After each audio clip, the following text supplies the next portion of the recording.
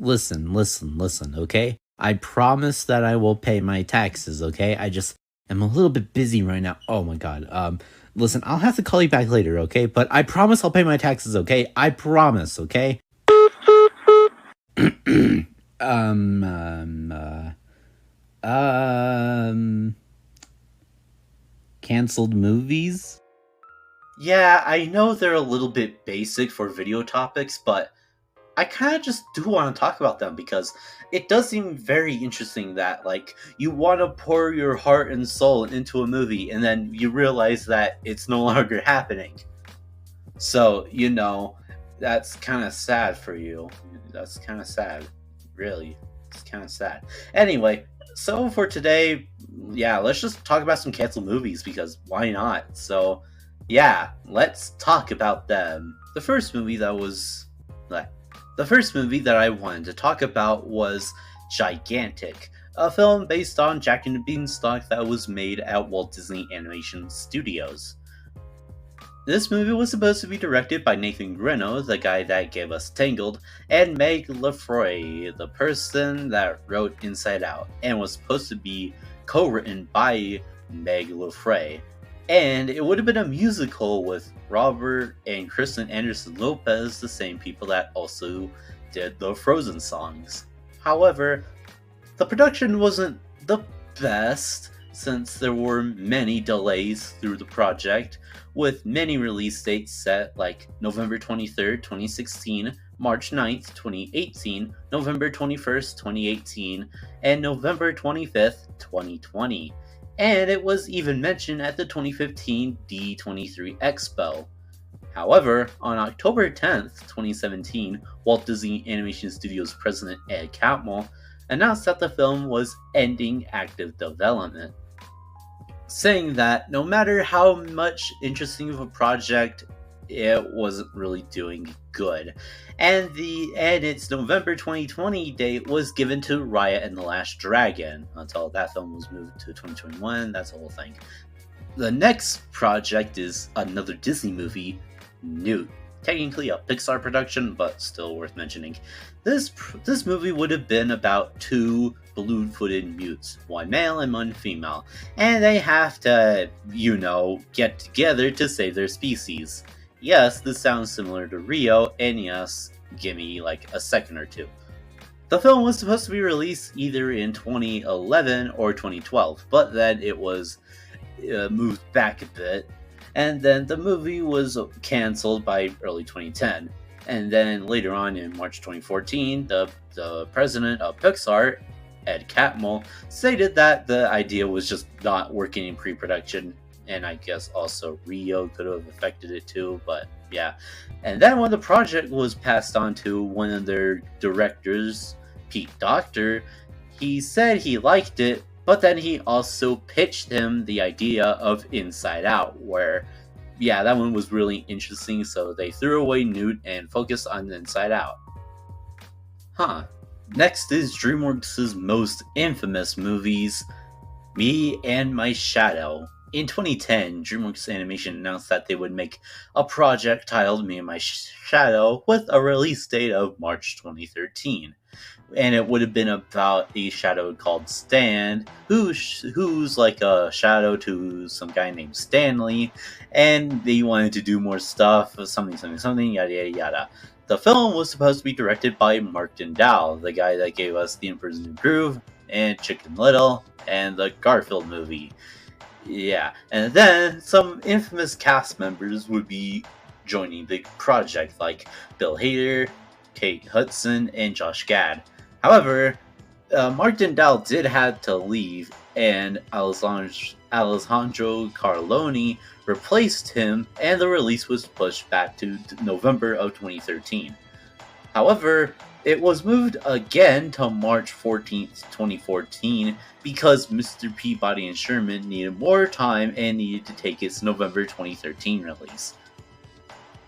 In the beginning of 2013, Me and My Shadow went back into development after Mr. Peabody and Sherman again needed more time for it, and then it got its March 2014. However, I think it was around this time where it's like, oh, we have nothing to show because, you know, it's not really in the works right now. And then in 2015, Edgar Wright was signed on to direct a movie for DreamWorks, which he said was a story on a new take on a previously developed concept about shadows. But then in 2017, it was explained that Wright and David Williams have written 3 drafts, but it never quite went anywhere, so, that's kind of bad. Another DreamWorks movie that I want to mention is Spooky Jack, which, fun fact, this was supposed to be a collaboration with Jason Blum and his company, Blumhouse Productions. Yes, Blumhouse would have made an animated movie. So, in 2017, it was announced that an original feature called Spooky Jack, with a release date of September 17th, 2021, was in the works, with Blum being an executive producer. And the film would have been about 3 siblings that moved into a eerie new house that they discover that all the creatures that do not exist actually exist. Yeah, and there are concept art that made its way through the internet. However, in October of 2019, the film was removed off of DreamWorks' schedule, and then it was replaced by The Bad Guys, but then that movie had to be moved to April of 2022, so, and we kind of don't really know what happened to it afterwards. It could still be in the works, but I don't know, it's been since 2019, and it's 2025, so maybe not in the works anymore. Next is another movie that was made at Disney. My Peoples, or there's a lot of titles, just give me a minute. A few months after making Mulan, the director, Barry Cook, began to develop a pitch around a short story that was previously called The Ghost and the Gift. Around 3 children making something ghost, something, yada yada yada. In 2000, Barry Cook pitched his idea to Disney CEO at the time, Michael Eisner, and animation something I forgot, Thomas Schumacher, who both of them did agree to the idea, and it did show potential. However, Michael Eisner did just say that the project was too human. And they said that it could have been worked at the live action movie. I don't know what I'm saying anymore. But then for his next pitch meeting, he made some models of the cast, and he did say that it could be animated. Then he was given the go-ahead, and the movie would be animated at the Florida animation studio that Walt Disney Feature Animation did have to do. And it was going along pretty fine until 2003 in November, when someone got a company email saying that the film has been canceled. And yeah, some people did believe that the project was canceled due to Chicken Little, but it was mainly because of their animated movies at the time was not really doing so well, like Atlantis: Lost Empire, Treasure Planet, and Brother Bear, so, it probably wouldn't have made any money at all, And the project's cancellation did also had to cause the Florida animation studio, Walt Disney Feature Animation, to close, leaving 260 artists losing their jobs. So that's kind of sad. Next is a film called Spore. Now you may be wondering, what the fuck is a Spore? This is actually a video game made by EA. And then in 2009, it was announced that EA, 20th Century Fox, and a company called AIG announced that the film would be happening. And then the film would be animated by Blue Sky Studios, and it would be directed by Chris Wedge. However, it was in development hell throughout Blue Sky's 2010 stuff. And then after the Disney buyout of Fox, it was announced that the film wasn't happening anymore, especially because that Blue Sky Studios would be shutting down in February of 2021. So that's sad again. Next is the Smurfs movie that was supposed to be made by Paramount and Nickelodeon Movies before the 2025 version. Let me explain. In July of 2005, it was announced that a trilogy of films would be in the production by Paramount and Nickelodeon Movies. And the first movie would have been released in 2008, around the time as the Smurfs 50th anniversary. In 2007, IMDb was listed at the site that it would have been released in theaters on November 28th, 2008, aka being like 3 weeks after another Paramount film they were distributing, Madagascar 2. But yeah, and the movie would have been like a mix between like The Princess Bride, Shrek, and The Lord of the Rings, which was pretty interesting. In February of 2008, some animation footage was kind of leaked with during the Happy Smurf Day Euro Tour that showed like 10 seconds of the movie itself. And then during the first quarter of 2008, Paramount released the official website, smurfsthemovie.net or something, I don't know. And in April 2008, there was a trailer and a TV spot that was during production.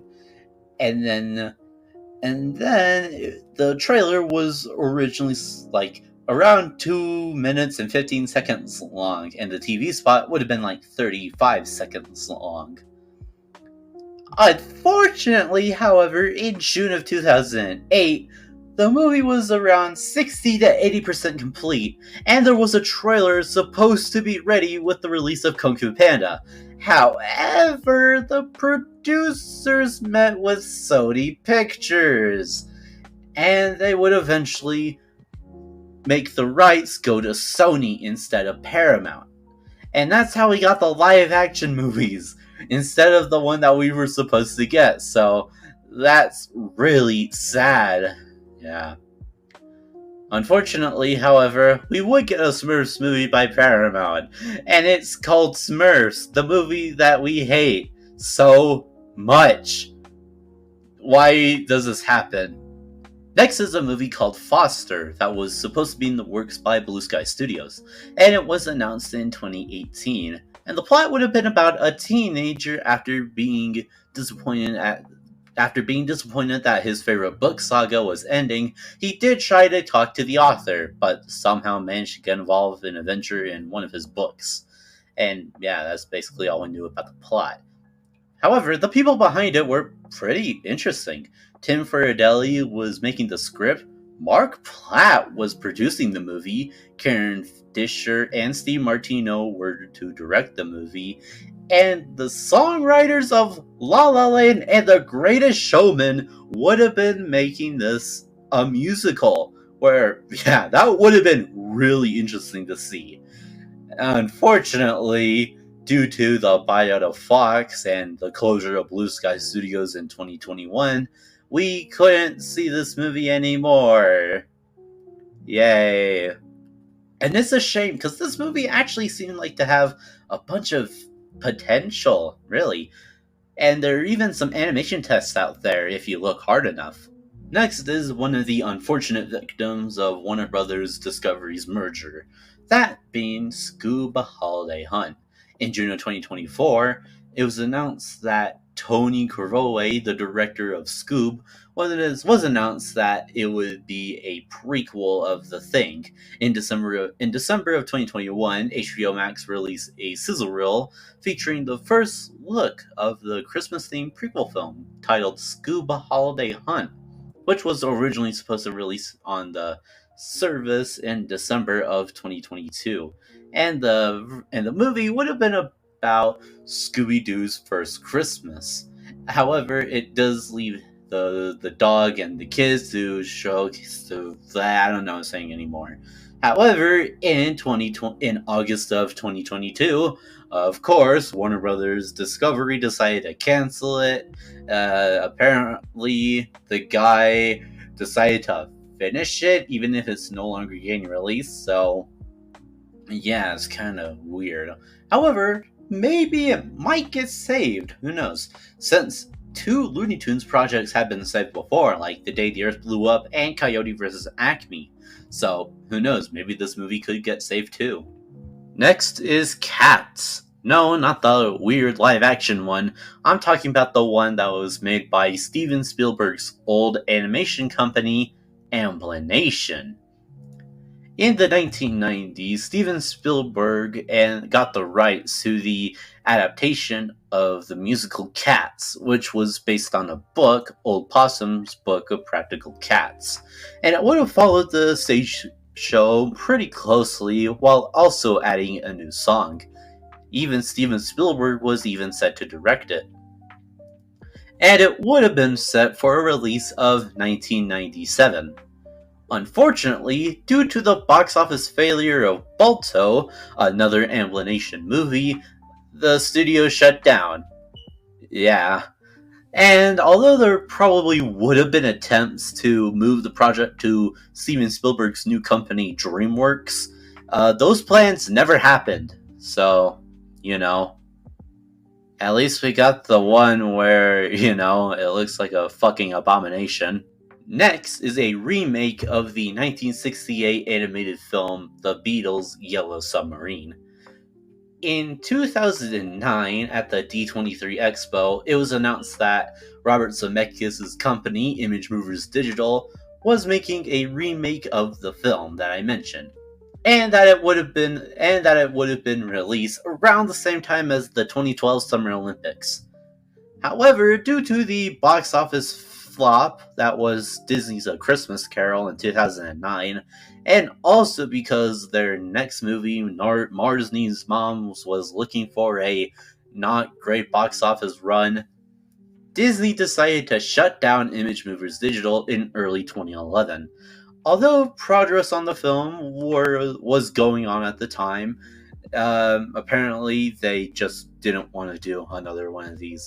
And yeah, there are leaked footage of this movie, which looks like an abomination. This one just would have been existing, I guess. I don't know. Our recent movie that got cancelled is Toto. Yes, that Toto. The dog from The Wizard of Oz. In July 2018, Warner Animation Group announced that they were going to produce an animated film based on the book Toto, the Dog Gone Amazing Journey of the Wizard of Oz. In 2021, it was confirmed that Animal Logic would be the animation studio, and that Alex Timbers would be directing the movie. And the movie would have been released on February 2nd, 2024.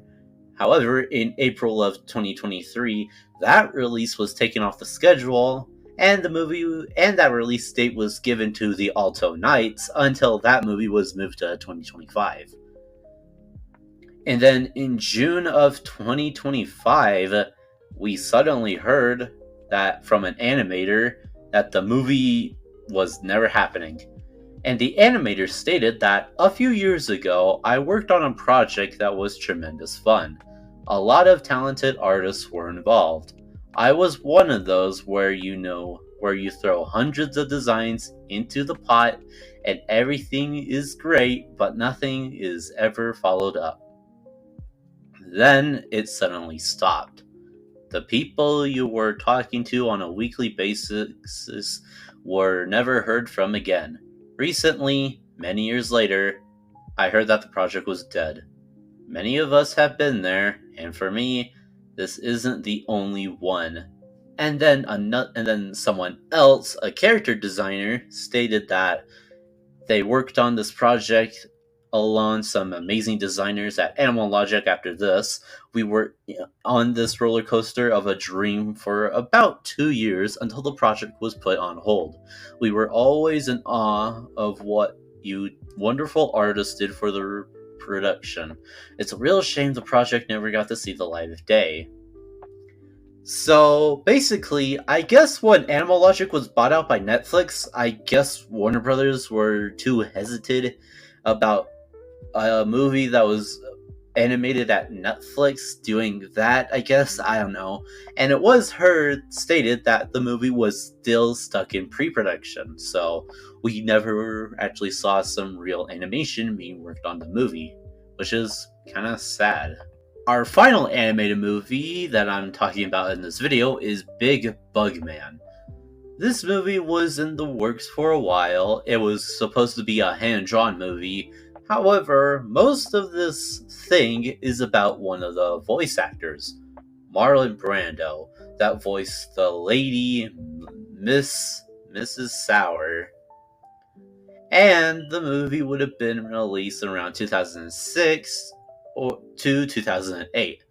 However, there was one small problem. Marlon Brando died in 2004.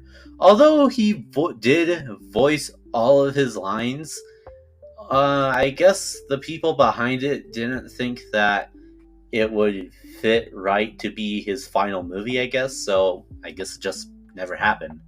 So, yeah. Anyway, time to move on to live action. I'm tired of animated movies now.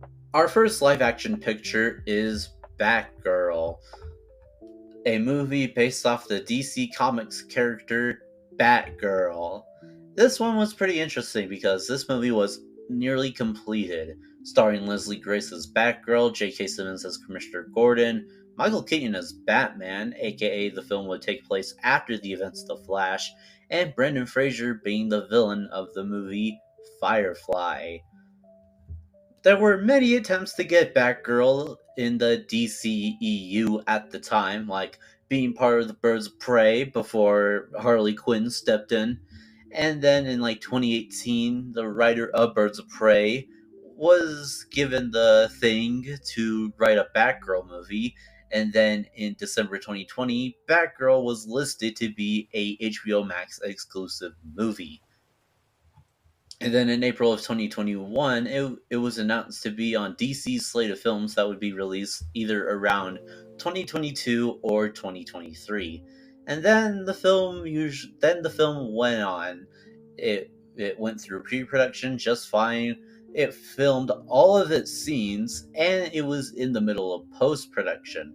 However, in August of 2022, like Scoob Holiday Hunt, this movie was canceled. Yay! And the budget was $70 to $90 million, which was pretty low, but Warner Brothers didn't want to spend it for Batgirl. It was a tax write-off, god damn it. So it's kind of sad, especially since the movie was pretty much almost done. But who knows, maybe she might have a chance in the new universe. Next was the first attempt of Dune. In 1971, a production company, APJAC, I don't know if I say that right, was given the rights to the film, alongside some other projects, I guess, but it's a long story. Maybe this topic might get its own video one day, but in summary, they originally wanted to shoot the film in 1974, but I guess one of the main people that was supposed to work on the movie died in 1973. The person that was supposed to direct it was Alejandro Jodorowsky. I don't know if I said that right.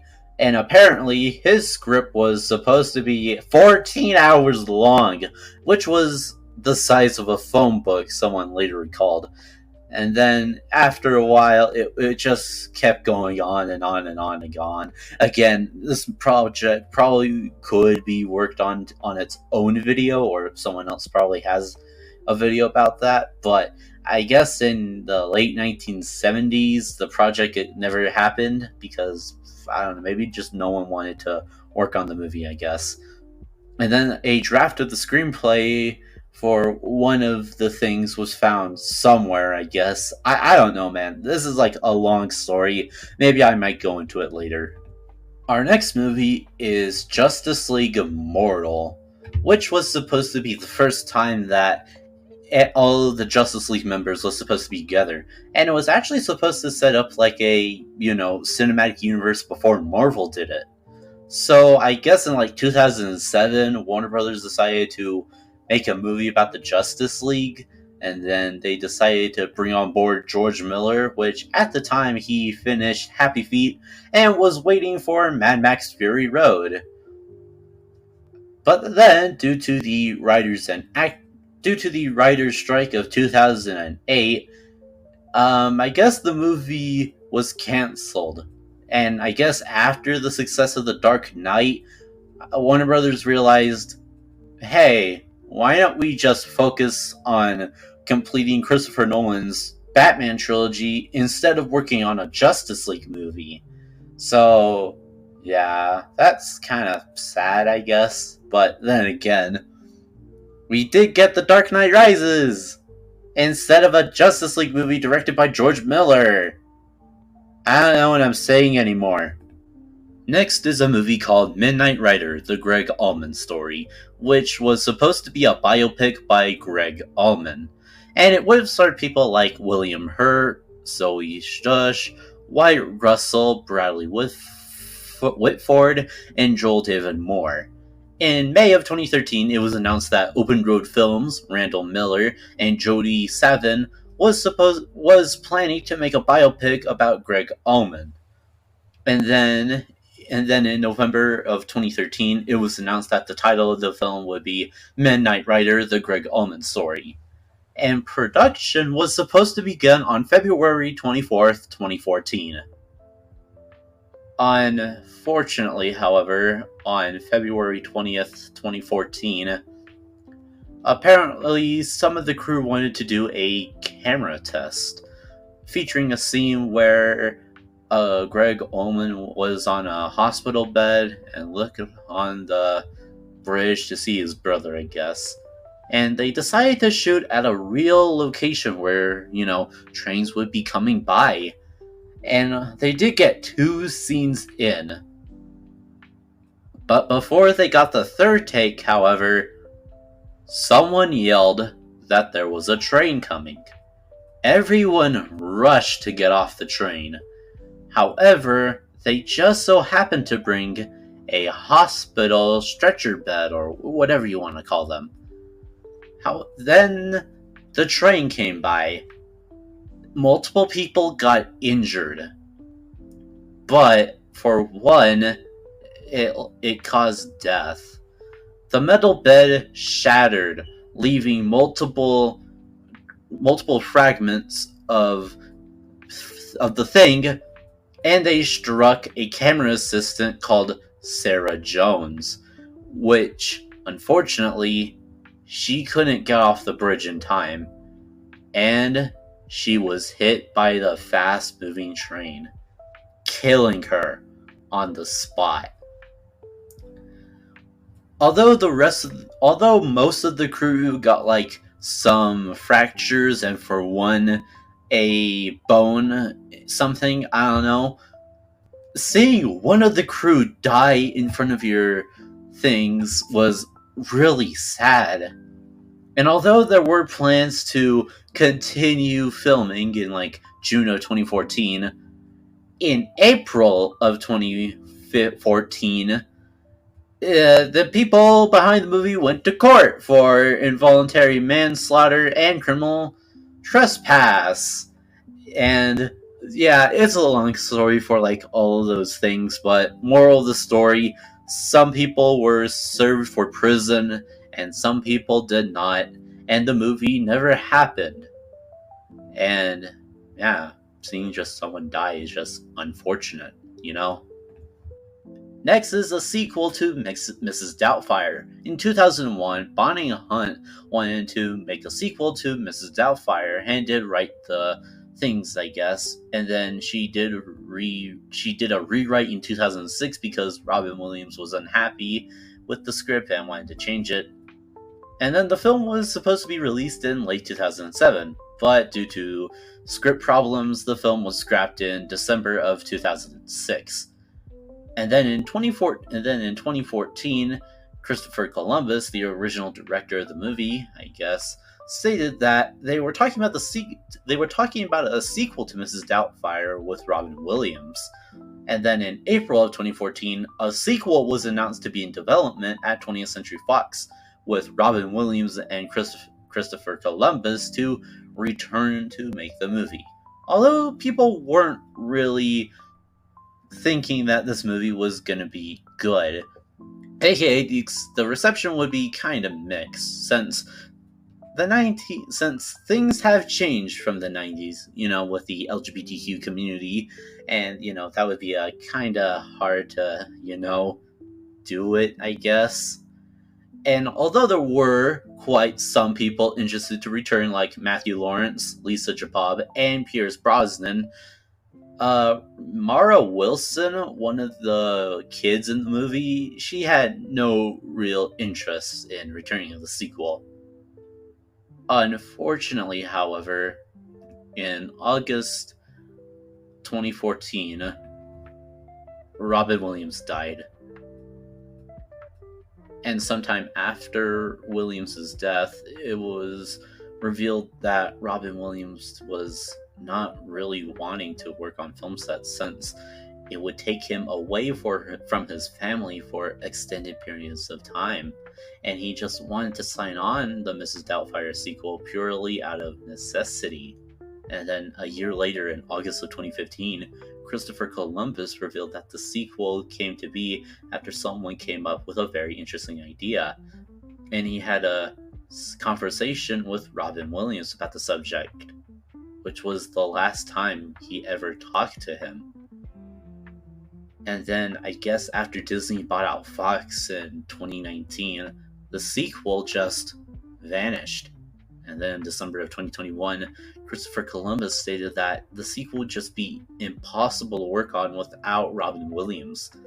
And then in November of 2023, Christopher Columbus stated that he would hate if Disney made their own version of Mrs. Doubtfire without Robin Williams, which would just be sad, I guess. Yeah.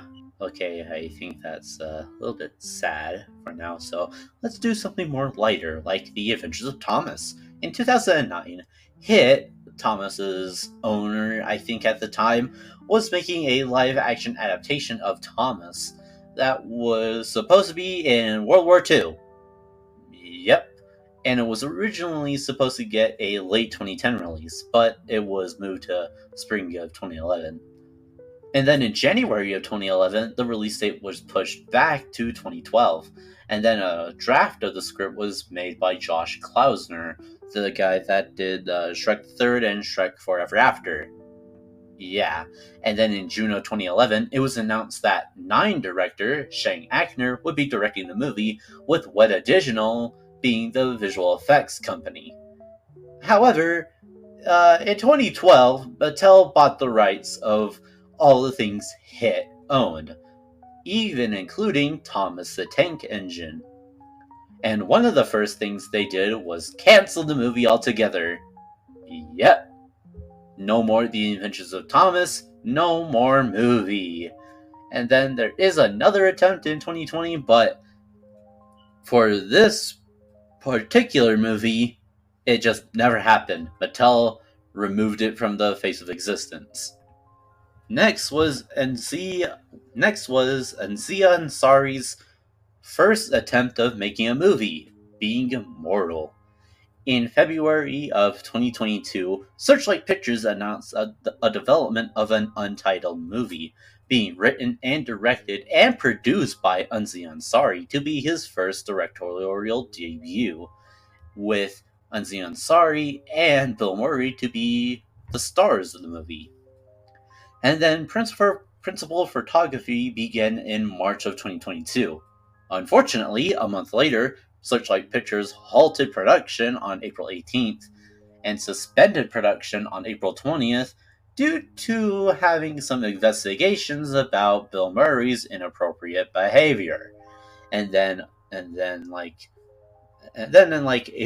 30th of 2022, Bill Murray made a statement. I did something that I thought was funny, and it wasn't taken that way. The company, the movie studio, wanted to do the right thing, so they wanted to check it all out, investigate it, so they stopped the production. But as of now, we're talking and we're trying to make peace with each other. And then in October of that year, reports emerged that Bill Murray sexually, allegedly strangled a much younger female. What the fuck? And then, I guess, since the movie was put on hold, Aziz Ansari was like, oh well, I'm gonna make another movie. And that's how we got Good Fortune, which is about to release in a month or so. And then in 2025, Aziz Ansari revealed that 75% of the film was shot before, all of that, I guess. So, yeah. And I don't know, I don't even know if this movie's gonna even happen, but I don't know, it could, if Bill Murray can get his shit together. Next is a canceled Netflix movie, The Mothership. In February of 2021, it was announced that Netflix would be making a movie called The Mothership, with Halle Berry to be the star and be the executive producer of the film. And Matthew Carman would be a director of the movie. And then principal photography began in June of 2021 and then ended in August of 2021. However, unfortunately, in January of 2024, Netflix announced that they would no longer release the film, mainly because of the lengthy post-production, and that it was just never completed. And then another person also said that the child actors of the movie grew up between the roles, and I guess if they wanted to do rewrites, they wanted to make more child actors, I guess. I don't know what I'm saying anymore. And then in February 2nd of 2024, Netflix chief content creator at the time, Bella Bajara, stated that everybody just felt like it was not the right thing to do it. Yeah, so, that's sad. Next is a film called Golden, which I am sad that this never came out. In March of 2017, it was announced that 20th Century Fox would be making a musical titled Atlantis, which would be inspired by Virginia Beach's Atlantis Apartments. You'll make more sense later. Michael Mayer would be an executive producer, but then he was later to be the director of the film, with Martin Hayes to be the screenplay, and then with some people like Pharrell Williams, Mimi Velez, and Gil Netter to be the producers. And it was basically in development hell for a while until March 2024 when Michael Gonery replaced Mayer to be the director, and then the movie was moved to Universal Pictures. And then they got their cast with Kelvin Harrison Jr., Divine Joy Randolph, Halle Berry, Brian Tyree Henry, and Missy Elliott. And then they filmed the movie around Virginia Beach in June of 2024, and then it ended later that year. And in August of 2024, it was announced that Atlantis would be the title, but then in November of 2024, the film had been retitled to Golden. And the film was originally set for release on May 9th, 2025. Unfortunately, however, in February of 2025, a few months before the movie was supposed to be released, the movie was canceled after spending $20 million on it. And more fun news, the studio had no plans to sell it to other studios for completion and distribution. And the reason for the cancellation was due to an anonymous agreement between the director and the producers, and they stated that the film just did not live up to their expectations. And I'm kind of sad for this one, because this was actually supposed to be a musical with the people that was behind The Greatest Showman and La La Land. This one would have been so good. God damn it! Why is life not fair? Next is the 8th Paranormal Activity movie. In 2022, it was announced that the 8th installment of the Paranormal Activity series would be in the works with Blumhouse and Paramount. However, Unfortunately, due to the negative reviews of Paranormal Activity, Next of Kin, the film was just straight up never made. Yeah, and that's it, I guess. Next is the sequel to Transformers The Last Knight, Transformers Rise of Unicron. That was the title that I was given, so yeah. Before The Last Knight was released, Paramount was already thinking of a cinematic universe of Transformers. Yeah, they wanted to go the Marvel route. However, there was one problem. No one gave a damn shit about The Last Knight. And then after The Last Knight flopped at the box office and was not really given good reviews, Michael Bay got fired from Paramount Pictures and his universe was scrapped. However, although Transformers Rise of Unicron was cancelled, the other film, on the other hand, Bumblebee, was still in production at the time and it couldn't really been cancelled. So they reworked Bumblebee to be more of a reboot. And I don't know, I guess Paramount wanted to make that film part of it, but I don't know, I guess not. And I guess they did change it a little bit to be Rise of the Beast, I guess. Next was a Spider-Man movie that was supposed to be directed by James Cameron. During a talk with Canon,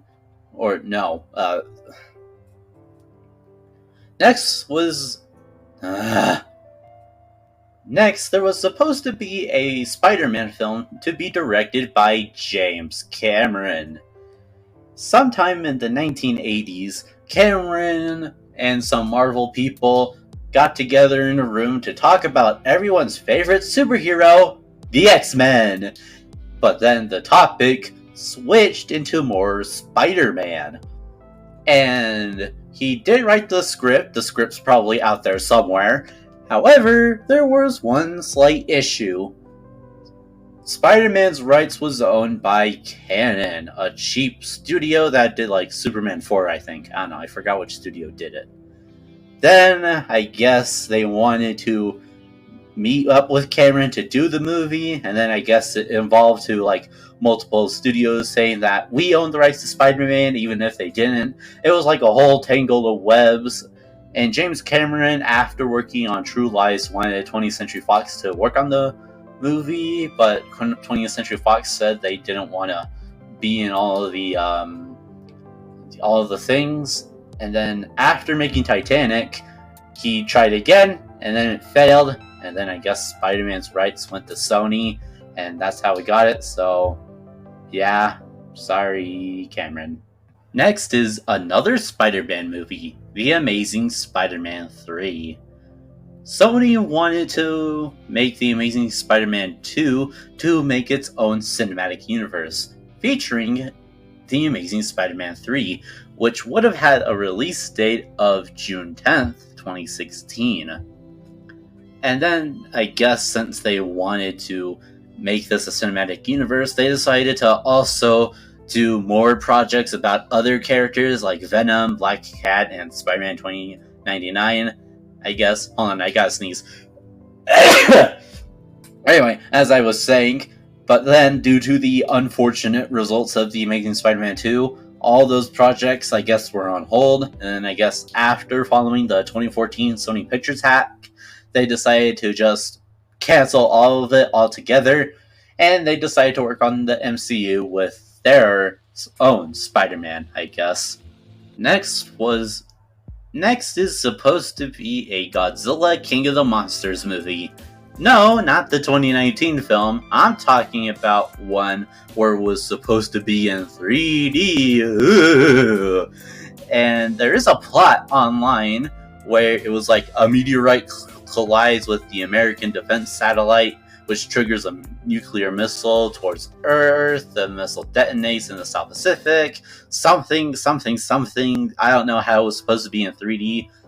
The conception was started in 1983 when filmmaker Steve Miner approached Toho, the owners of Godzilla, into doing a Hollywood-produced film of Godzilla.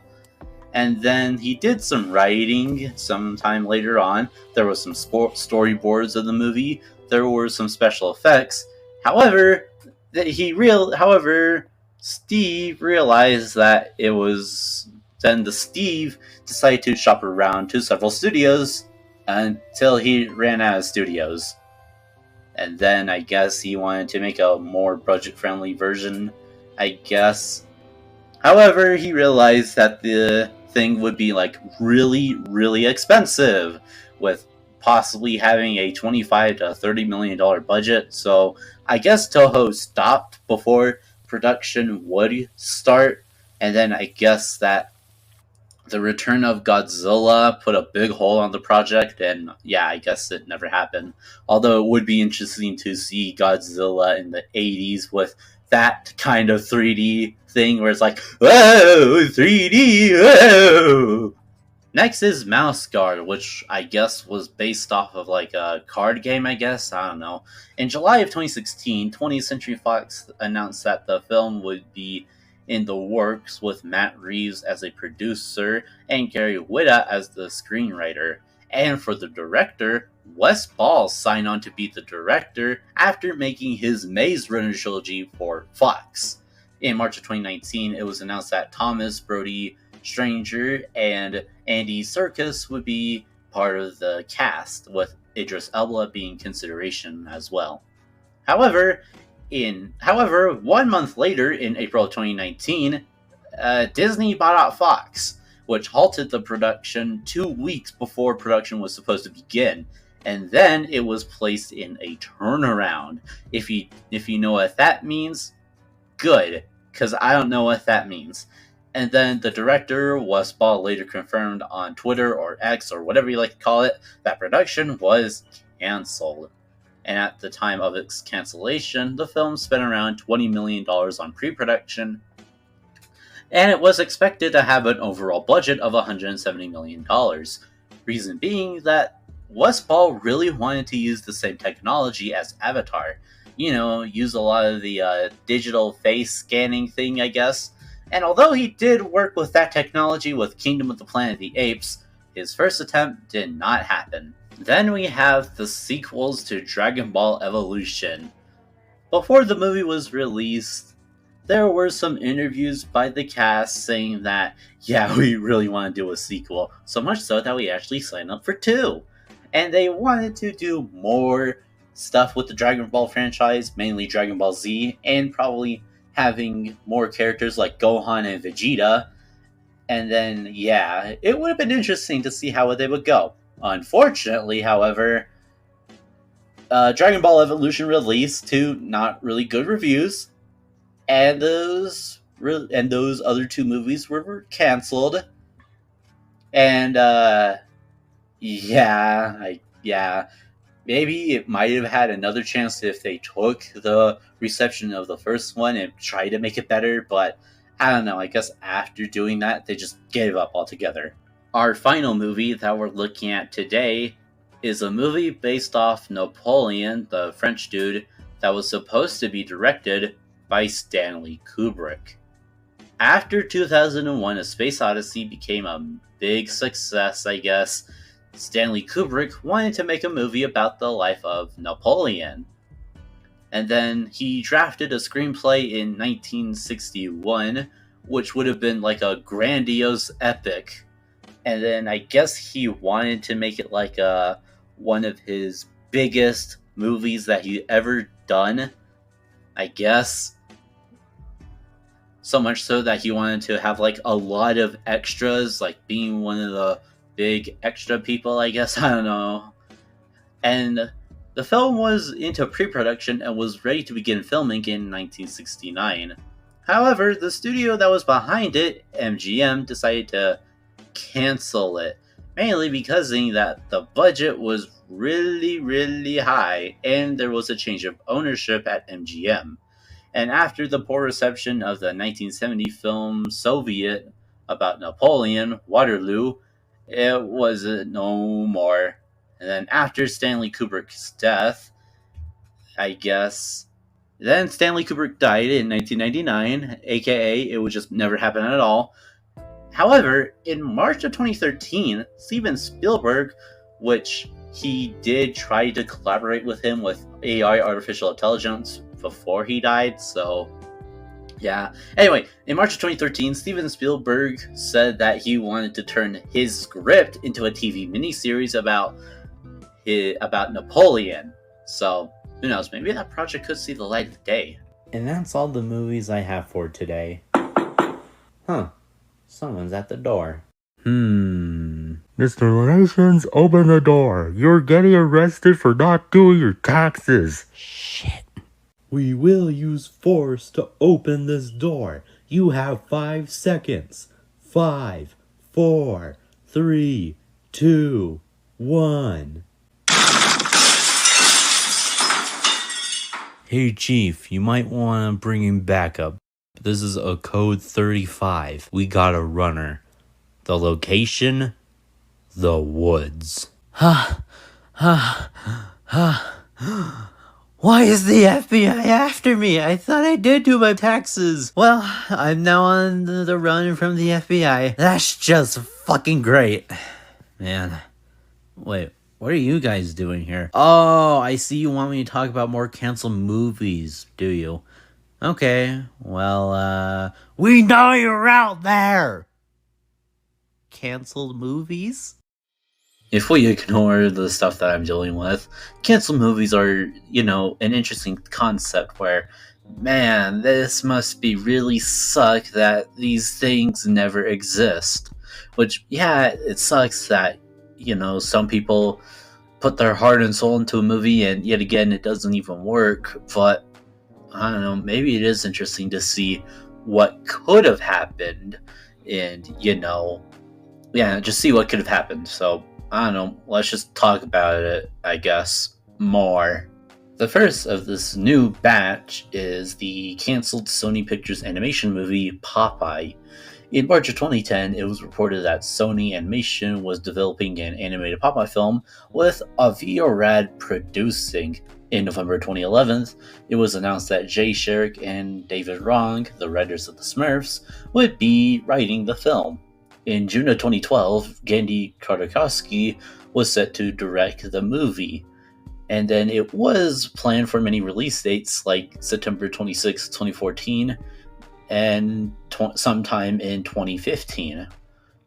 In September of 2014, there was an animation test footage that was released online to hopefully, get it made.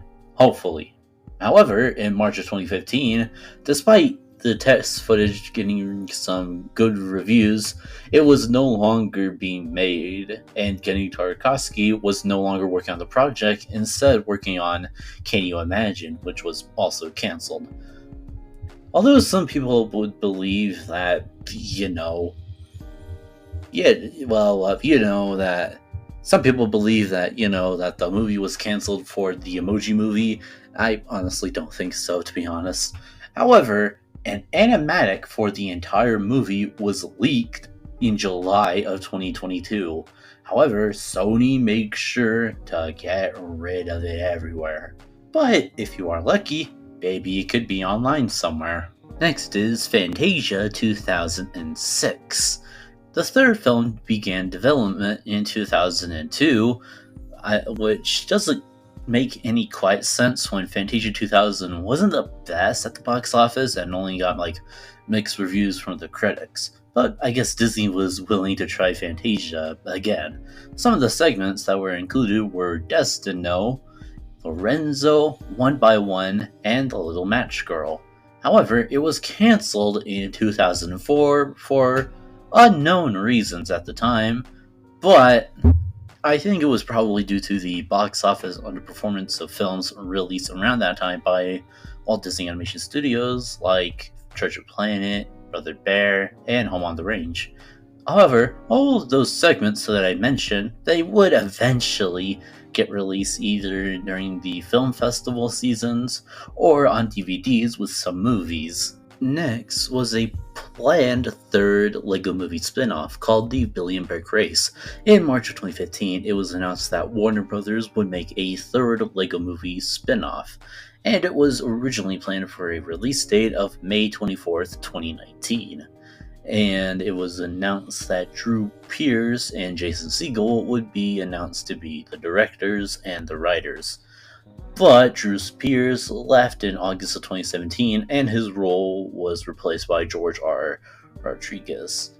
But then, in February 2018, Rodriguez left the project, declaring it a failure. So then, in December 2019, concept art of the characters were announced. And then going back a bit to 2018, it was announced that due to the box office failures of the Lego Movie 2, the second part, and the Lego Ninjago movie, it was announced that that movie is no longer happening. So, yeah. But in July of 2022, George R. Rodriguez stated on Twitter that the two leads would have been voiced by Diego Luna and Emma Stone, and he would have included elements of time travel and maybe even the appearance of the creator of Lego, Oral Christensen. I think that's how you pronounce his name, I guess. I don't know. Next is Free Cat, which was a movie that was supposed to be released by Disney. And the plot of this movie would have been about a cat named Oscar trying to clear his name when a neighbor's pet was kidnapped, and he's the main subject. So the cat named Oscar tries to clear his name and find out who the real culprit is. The movie began production in 2004 underneath the directors of The Little Mermaid, Aladdin, and Treasure Planet, John Musker and Ron Clements, and they did quite get a few things done. However, in 2005, David Staten, the then president of Walt Disney Feature Animation, he refused to greenlight the project because it was like too much for the kiddos. Because how do you promote a movie so serious from a Disney film? How do you do that? Next is Medusa. In June of 2014, it was announced that Sony Pictures Animation was making a film called Medusa, which would have been about a random teenager being jealous by a goddess, so she was turned to Medusa and she has to find a way to not be Medusa. And it was directed by Lauren Faust. However, in November of 2015, it was announced that Faust would be no longer working on the project since she lost touch with Sony Pictures Animation, which she stated, I very much enjoyed my time at Sony Pictures Animation and was extremely excited about the progress of our team working on making on Medusa. But as it happens to so many studios with so many projects, we ultimately ran into creative differences on the direction of the project. I don't know if Medusa has been shelved, but I am no longer working on it or on Sony. But then, in March of 2019, it was announced that, yep, it's done, no more. But then, sometime in 2020, I forgot, James Baxter actually released an animatic of a scene featuring Medusa. Or is it more of an animation test? I don't know, but 2D looks great for that movie, you should look it up. Next is a movie titled Driftwood, which would have been made by Cartoon Network, and the plot would have been about a forest civilization dependent on toxic fuel source ran by an evil organization, something along the lines of that. A person named Clover, a tiny mouse-like creature, must race across the stars to find Driftwood, society's last free city, which may have a sustainable fuel source for the future of the galaxy. But the villain, Thorn, just want to stop it. And the project was announced to be... The project was announced in May of 2022. 1 month later, on the other hand, David Zaslav became the main person in Warner Brothers after their buyout from Discovery. And then, in September of 2022, sometime a few months later, it was one of the movies that were canceled alongside Scoop Holiday Hunt and Batgirl. which sucks because this would have been like something cool and original from Cartoon Network. But recent stuff with them is it's not doing great with Cartoon Network. Let's pray that they're still okay. Next is Frog Kisser, which was actually going to be a live-action animation hybrid made by Blue Sky Studios. And the plot would have been about a princess named Anya who had an unfortunate ability to break curses with a magic kiss. But when her evil stepmother's new husband, her evil stepfather, tries to take over the kingdom, Anya goes on the rush with her unlikely companions, including a talking dog and a thief trapped in a body of a nude and a mischievous wizard. The princess embarks on a quest to save the kingdom and uncover her magical potential.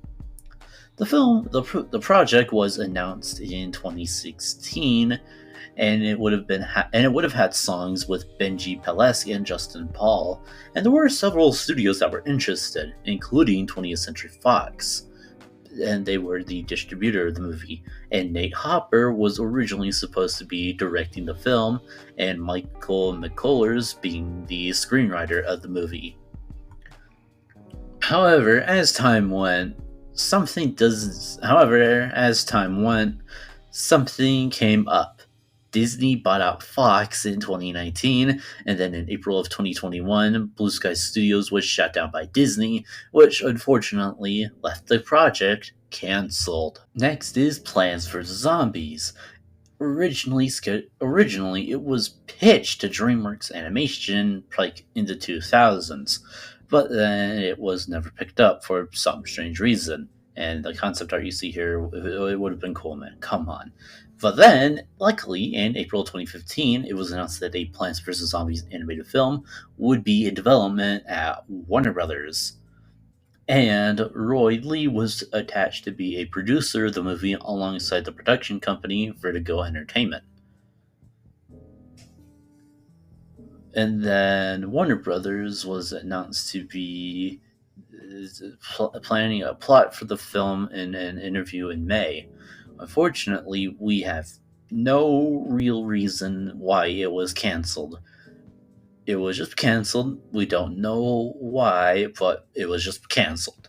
So, yeah. The next movie is Sly Cooper, announced to be the next project after the 2016 Ratchet & Clank movie. Unfortunately, due to the box office failure of the 2016 Ratchet & Clank movie, the movie was never released. And there is a trailer of some sorts that said that the movie would be released in 2016, but you know how Ratchet & Clank went. So this movie was unfortunately cancelled. Next is a movie called Larrikins, which would have been about some animals in the Australian outback, and would have been made by DreamWorks Animation. In June of 2013, Tim Minchin was attached to compose some songs and the score for a movie called Larrikins, a original concept by Harry Chips. And the project would have been about a Bilby named Perry who leaves his home under a rock to go on a road trip with a music band in Australia. In 2016, it was announced that Tim Minchin and Chris Miller would be attached to direct the film, while they actually got some pretty interesting people to voice act, with Margot Robbie, Hugh Jackman, Naomi Watts, Rosie Byrne, Ben Mendelsohn, Josh Lawson, and everyone's favorite, James Corden.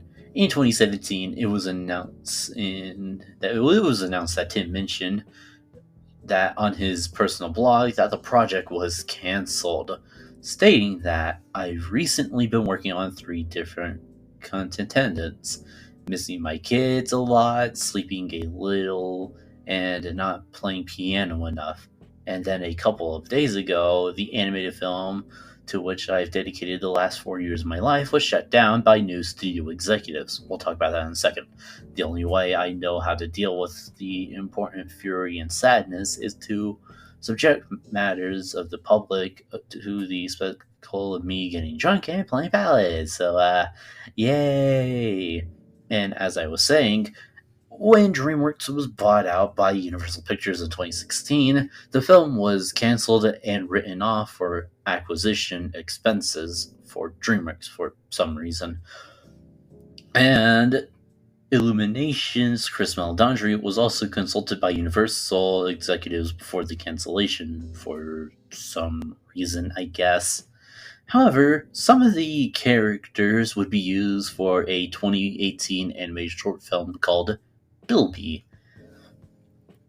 And then also the cancellation for the movie caused a huge thing called Revive DreamWorks Larkin's Movement on Twitter, of all things. And then, yeah, that's all. And then the reported budget for this movie would have been like $90 million. And also, I do want to mention this would have been DreamWorks' first musical since The Prince of Egypt, which would have been cool. Unfortunately, they got rid of this for Talking Trolls. Yay. Next was a sort of adaptation of the Nickelodeon series Are You Afraid of the Dark? In November 2017, it was announced that the Nickelodeon series Are You Afraid of the Dark would be made by Nickelodeon Movies and Paramount Players, and it would have had a release date of October 11th, 2019, and the film would have been written by the It writer Gary Doberman, and being produced by Matt Kaplan, and being directed by DJ Carso. However, in February of 2019, Paramount removed the film from its release schedule, and we don't really know what happened to the movie actually. But it might have been changed to the mini-series on Nickelodeon that was also released on TV on October 11th, 2019. So, I guess that counts for something. Next is the Addams Family movie. In March of 2010, it was announced that Universal Pictures and Illumination Entertainment was going to be making a stop-motion animated film based on the Charles Addams drawings. And then Tim Burton was also announced to be a co-producer and potentially be a director. Ooh. And the plot of the movie would have been about like the 2019 film, but, stop motion. However, production of the movie halted in July of 2013 with no clear reason, but then Universal lost the rights to the Addams Family, so, MGM decided to make their own movie with that script, I guess. Who knows? Next is Obi-Wan Kenobi, a Star Wars story. Yeah, strap in, folks. In February 2013, the Disney CEO Bob Iger announced that development of several Star Wars standalone spin-off films were announced. And Obi-Wan Kenobi won a poll by The Hollywood Reporter in August of 2016 that, yeah, he definitely deserved a spin-off film. In May of 2018, the film was reportedly titled Obi-Wan, a Star Wars Story, and the plot would have been about Obi-Wan protecting a young Luke Skywalker on Tatooine, and, about a bunch of other stuff too, I guess. I don't know. Production on the movie was originally scheduled to be taking place in Northern Ireland in the beginning of 2019, but at Paint Hall Studios in Belfast once production of the final season of Game of Thrones was completed.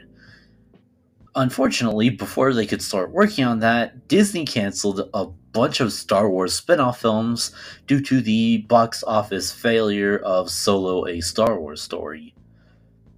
And yeah, sure, it was canceled, but thanks to a little TV show called The Mandalorian, the Obi-Wan movie was changed into the Obi-Wan show that everybody, quote-unquote, loves, I guess. Next was Sam Raimi's Spider-Man 4, not the Andrew Garfield Amazing Spider-Man movie. In 2007, Spider-Man 4 entered development for a release date of May 6, 2011. And it would have also been released in IMAX, if you were wondering. And there were also a fourth and fifth film planned at the same time, I think. And for Spider-Man 4, Sam Raimi was announced to be returning to direct the movie, and Kirsten Dunst and Tobey Maguire and some other cast members to be reprising their roles. And then in March of 2019, Sam Raimi said that the fourth film is in development at the time. If there was fifth and sixth films, they would be a continuation of each other. And then since Raimi was unhappy with Spider-Man 3, he said he wanted Spider-Man 4 to be, quote, the best of all of them and end on a very high note. And then a bunch of stuff happened. There was originally supposed to be a Venom film that I'll probably talk about later. And then Raimi also expressed interest of adding Kurt Connors to be the Lizard. Then in December of 2009, John Malkovich was in negotiations to play Vulture, and Anne Hathaway would be Felicia Hardy, also be Black Cat. However, there were some things going on with Raimi and Sony, like they wanted the film to be shot in 3D, but Raimi kind of didn't want to, and Sony was acting off because, it just would have been, Sony just wanted to be stingy about it, I guess. And then unfortunately in January 2010, Sony Pictures announced that Spider-Man 4 was cancelled due to Raimi's withdrawal of the project, and reportedly ended his participation because he doubted that he could make that May 2011 release date. So then Sony decided, let's do a reboot, I guess. And but yeah, I'm pretty sure all know what happened from here, so we're just going to move on. Next was the planned sequel to the 2018 Tomb Raider movie, Tomb Raider Obsidian. Before the release of the first film, Alicia Vikander, the main actress for the Tomb Raider movie, expressed interest of returning Lara Croft for a second movie, and if there is an audience out there to reach it, then I would love to. In April of 2019, Amy Jump was hired to write the script for a possible sequel, with Vindicator attached. In September of 2019, Ben Wheatley, Jump's husband, signed on to direct the sequel with a planned March 19th, 2021 release date. And then Warner Brothers decided to drop out of the project, so it was mainly up to MGM to, do the movie. And it was announced that filming would start in early 2020 in England. And then it was also later stated that it would have been scheduled to start in April of 2020, with several countries, including England, South Africa, Finland, and China. Unfortunately, a month later, there was a little thing called the COVID-19 pandemic, which production was delayed, with filming in England and South Africa, and the movie was removed from MGM's release schedule. But then, in January of 2021, Misha Green was signed on to replace Jump and Wheatley as the writer and director, with the latter moving on to direct Meg to the Trench with Warner Brothers. And the film would have been released in theaters with MGM and a distribution and marketing joint venture with United Artists Releasing, and internationally with Warner Brothers Pictures, even if I thought they already left. In May of 2021, Misha Green confirmed that on her Twitter that she completed her first draft of the script with the working title Tomb Raider Obsidian. In July of that same year, Vikander told Collider that the sequel was still not yet to be made, but it has not been greenlit. In September, also in that year, Green responded to a fan question about the status of the film on her Twitter, indicating that she was still set to direct her own script. However, strangely, in July of 2022, it was reported that MGM lost the film rights to the Tomb Raider franchise after the window in which to give the sequel the green light ran out, culminating in the lady's actress departure of the lead role. And then, I'm pretty sure MGM got them back because they got merged with Amazon, so I'm pretty sure they're going to do something with Tomb Raider, but, a canceled sequel of a 2018 movie is a no-go. Next is 1906, which, yes, it would have been about the 1906 earthquake, but more specifically, it would have been about the novel by James Delascinco, I guess. The original concept for the screenplay came from when the author was researching the 1906 as a prequel to his 1993 historical mystery novel, Bohemian Heart, and then he pitched the concept to many production companies in July of 1988, and then it was sold to Warner Brothers Pictures. And then the estimated budget would have been about like $200 million, because, you know, how do you manage to make an earthquake work in like the 2000s or whatever? But Warner Brothers wouldn't actually be alone, since they got financially backed up by Walt Disney Pictures and even Pixar, which would have been their potential first live-action feature, with Pixar maybe doing some CGI stuff, I guess, who knows. And it would have been their first collaboration with Disney and Warner Brothers since the 2006 film, The Prestige. You know, that one? The one that was directed by Christopher Nolan. Sometime later, Brad Bird was announced to be the director of the movie. However, he paused work on the movie because he was approached by Pixar management, says that, you know, there was a movie that was also going on that had some problems at Pixar. It was called Ratatouille. Then after doing Ratatouille, he signed on to the project in March of 2008, which at the time, Warner Brothers were reserving all sound studios available for their Burbank lot. But then, later that spring, Warner Brothers quietly released the reservations while Brad Bird continued writing the screenplay for the story, I guess. But in 2011, it was announced that we don't know what we're doing, so, you know, and Brad Bird, quote-unquote, said, "I don't know, it's all about getting the story to work, and the canvas is so big that it's easy to bust down its movie-sized walls and go rampaging throughout the countryside. The problem has always been scaling it and continuing it in a movie-sized length. It's really a movie that deserves to be a miniseries, but if you do a miniseries, then you have to do it for the small screen, and the story demands to be told on the big screen, so we're still working on it." And then we never really heard much of it again, except for one thing. In June of 2018, during the promotion for Incredibles 2, Brad Bird mentioned the possibility of adapting the book as a TV series, with the earthquake sequence being a live-action feature film. So I guess it couldn't count for the possibilities for this list, but oh well, what are you gonna do about it? Next is a movie titled Summer 11, and it would have actually been a prequel to Grease.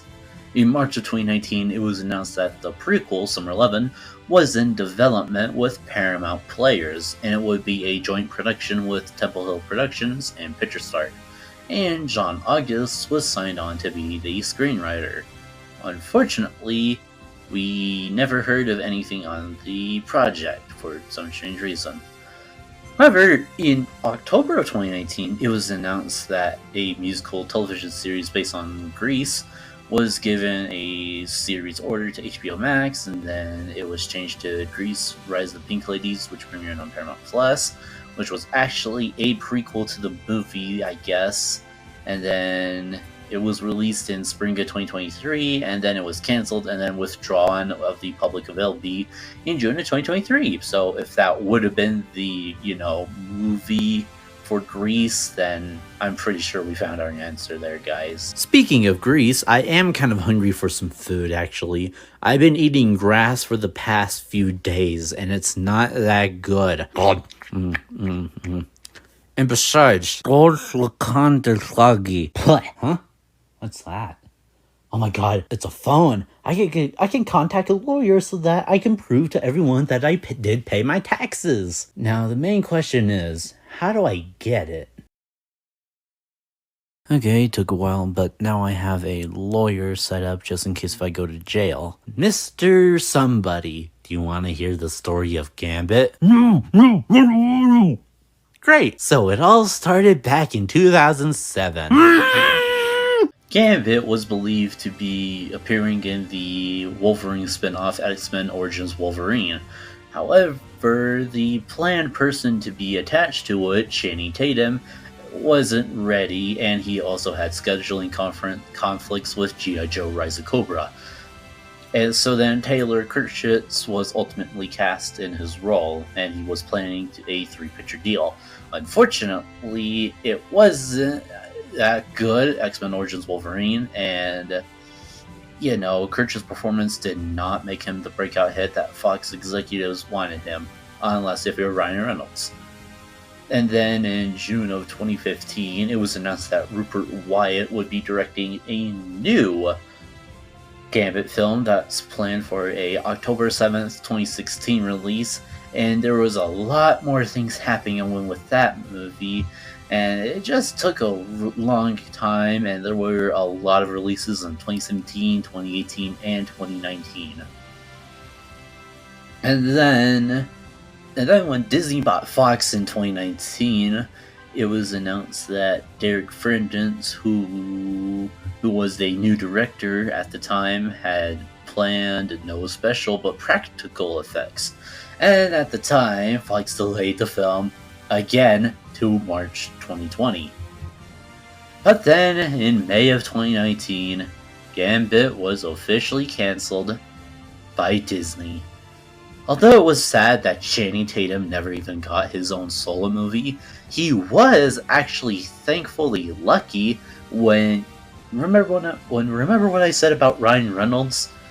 He managed to play Deadpool in his third movie, Deadpool and Wolverine. He contacted Channing Tatum to see if he wanted to play Gambit, and surprisingly, he said yes. And that's how Gambit actually managed to be one of the better parts of Deadpool and Wolverine for some certain people, and he's actually lucky enough that in March of 2025, it was announced that he would be reprising his role as Gambit for Avengers Doomsday, which is really lucky for him. I'm glad that it was planned to be a random spin-off X-Men movie, and then here he is, in an Avengers movie. Good for you, Channing Tatum. Good for you. The next movie is El Muerto, being a random one-note Spider-Man villain. After Sony executives saw Bad Bunny's performance in Bullet Train, they were thinking, what if we use him for another major movie?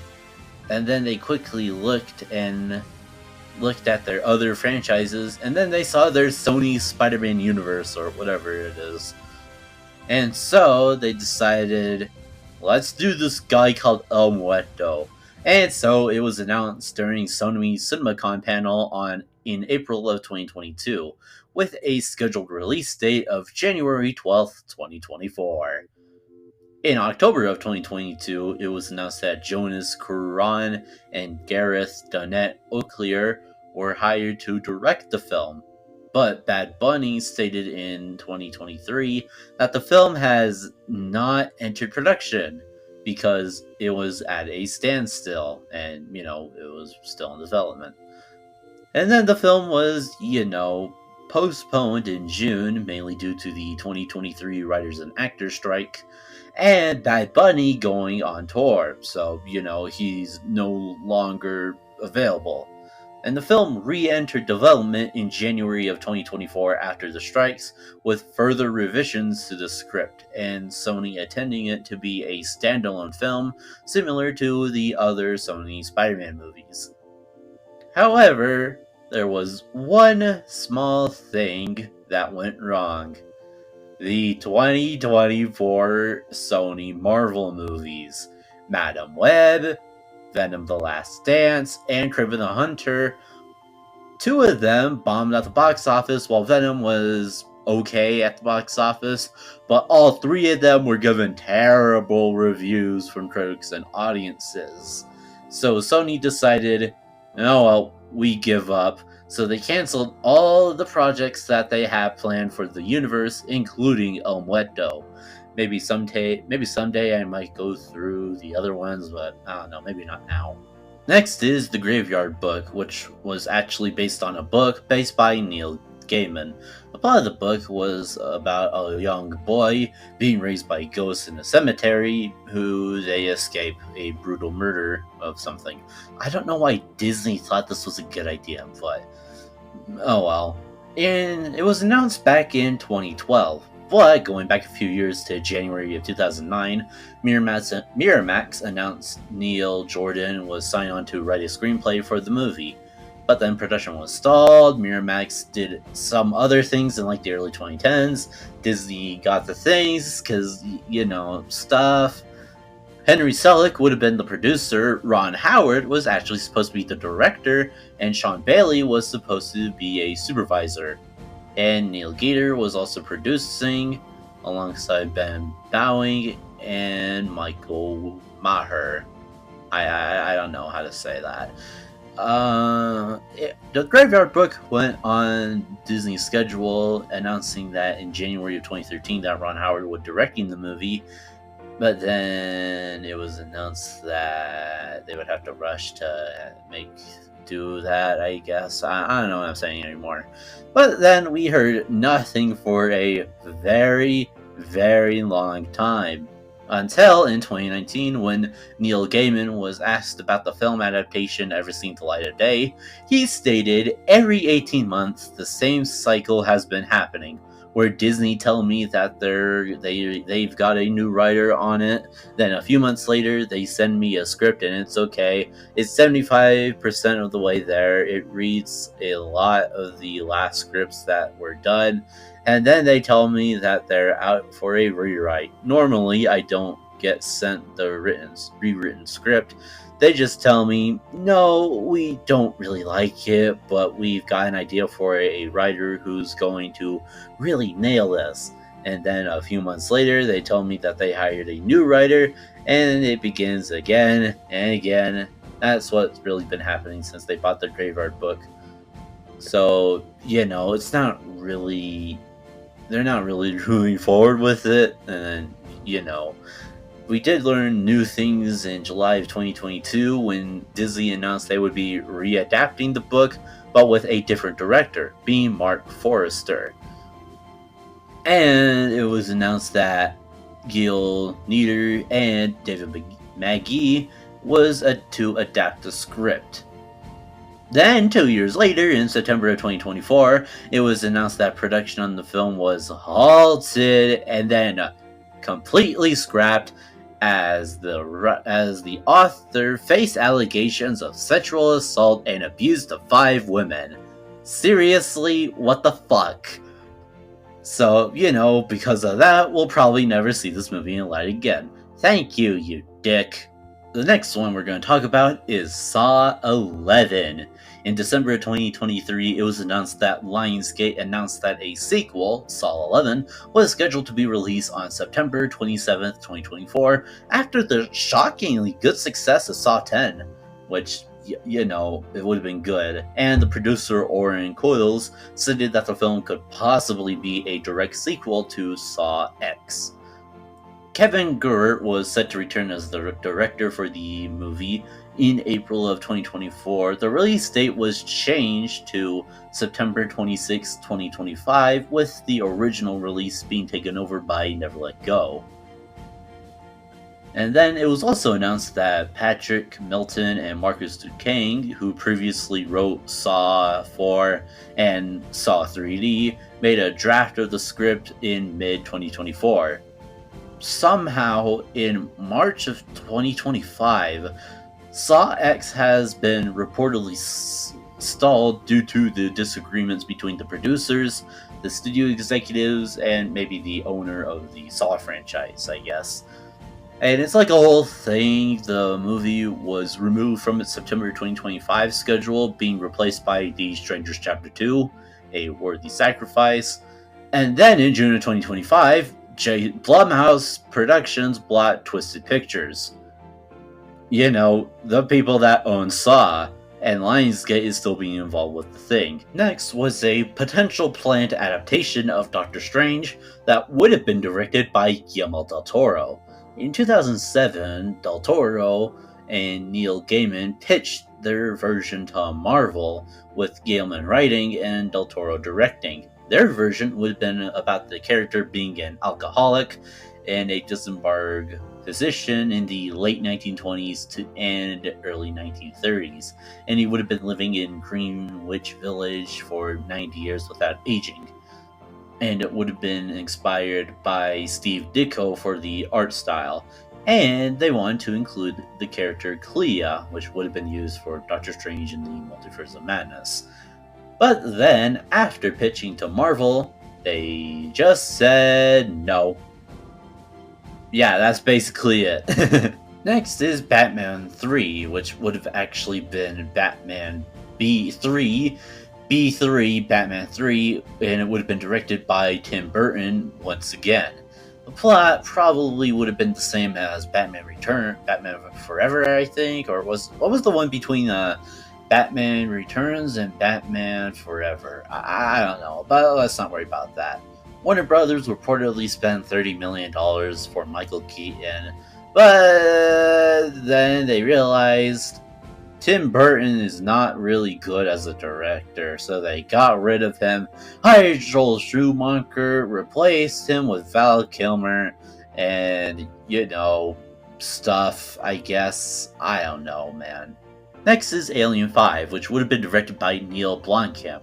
In early 2015, it was announced that Neil Blomkamp would be directing the 5th Alien film, and it would have been a sequel to Aliens, just Aliens. It would ignore Alien 3 and Alien Resurrection, and the movie would have been taking place like 30 years after Aliens, which would have introduced Acid Sarah Hicks with Ellen Ripley and Newt as a grown woman. Then in May of 2017, it was announced that it was cancelled by 20th Century Fox for many reasons.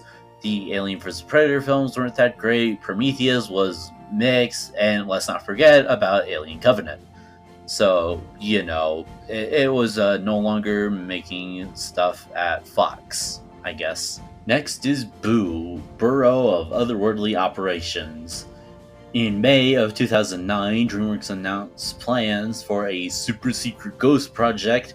Then later, in mid of June 2009, it was reported that they were developing the project under the working title Boo You.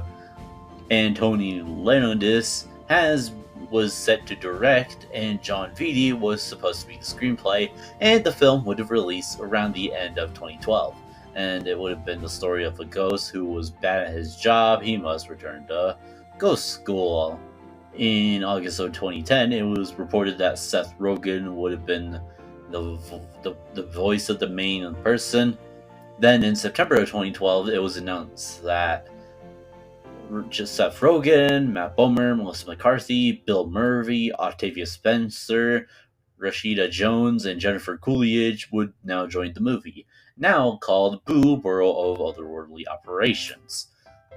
But then it was kind of caught up in between another DreamWorks movie that was working on at the time, Mr. Peabody and Sherman. So those two movies had to be swapped around most of the time. Then Peabody happened. Then Boo was originally set for a release of June 5th, 2015, but then it pulled from its release to avoid competition with Inside Out. And then in like the fourth quarter of 2014, DreamWorks Animation announced that they did a $155 million write-off because I guess they lost a lot of money in 2014 with, Rise of the Guardians, Turbo, Penguins of Madagascar, and Mr. Peabody and Sherman. So that sucks. Next is Peanuts, the comic strip, and it would have been made by John Hughes. In 1992, it was reported that Hughes would write and produce a live-action adaptation of the Peanuts comic strips for Warner Brothers. And he did previously visit Schultz in his home in Santa Clara, California, to talk about adapting Peanuts to the movies.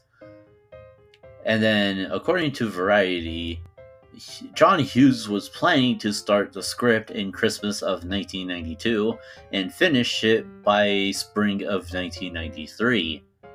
But one movie actually managed to stop everything for the Peanuts. That being Dennis the Menace. Which, although it was given pretty good reception from the audience and being a box office success, Dennis the Menace was hated by critics, so I guess Warner Brothers lost interest with Hughes' proposed idea for Peanuts, so I guess they got rid of it, I guess. Next is Bone. Two attempts, actually. The first was Paramount Pictures and Nickelodeon Movies. In the late 1990s, there was an attempt by Nickelodeon Movies, and Jeff Smith said in a 2003 interview that Nickelodeon was insisted of having Bone's cousins be voiced by child actors, and the soundtrack would have had pop songs.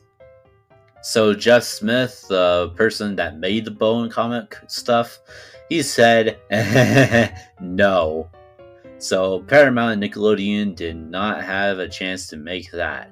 Then another version happened, this time with Warner Brothers and Warner Brothers Animation Group, or Warner Animation Group I meant.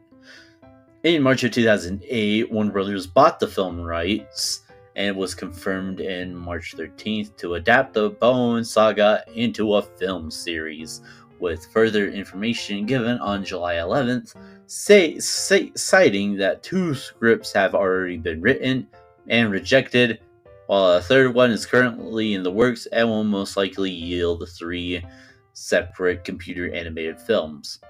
In January of 2012, Patrick Sean Smith, the creator of the TV series Greek, was hired to write the adaptation, and P.J. Hogan was hired to direct the movie, and it would have been produced by Lynn Pictures and Animal Logic.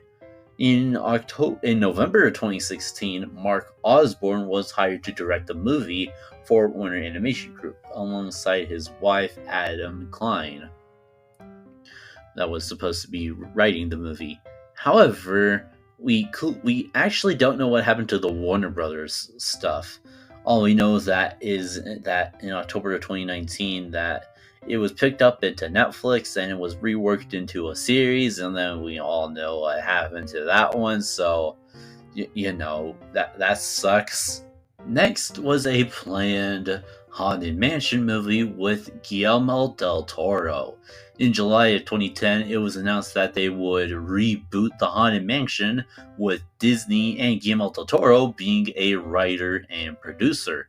And del Toro stated that the project would not take place in a real-world setting, but more in a heightened reality. And he also said that the Hatbox Ghost would be one of the main characters. And he said the film would be scary and fun at the same time. But the scary will be scary. In June of 2011, Walt Disney World Imagineer Jason Sorrell was brought into the project as a creative consultant. In August of 2012, Del Toro submitted the final draft of his script to Disney, intended for a PG-13 rating, like the Pirates of the Caribbean movies. In July of 2013, it was announced that Del Toro was no longer being the director, but he did say that he was going to be a co-writer and executive producer. So, and then I guess something happened in between this and the other Haunted Mansion movie. I guess it got canceled and it got re-canceled. So, yeah. Next is Zack Snyder's original plan for the second and third Justice League movies. So, after Man of Steel was released in 2013, Zack Snyder outlined his DC universe, a DCEU, with a 5-film arc with Man of Steel, Batman v Superman, and a Justice League trilogy. And he did write some scripts and a bunch of other stuff. Apparently, Lois Lane was died, and that's how Superman, managed to be underneath Darkseid, and it's a whole bunch of things. But the main thing is that after Batman v Superman Dawn of Justice was not received well from critics and audiences, Warner Brothers decided Actually, we kinda don't know about that. So they decided, let's try to be more colorful instead of Zack Snyder's weird stuff, I guess. And although Snyder was still trying to work on Justice League, apparently, how do I say this in a nice way?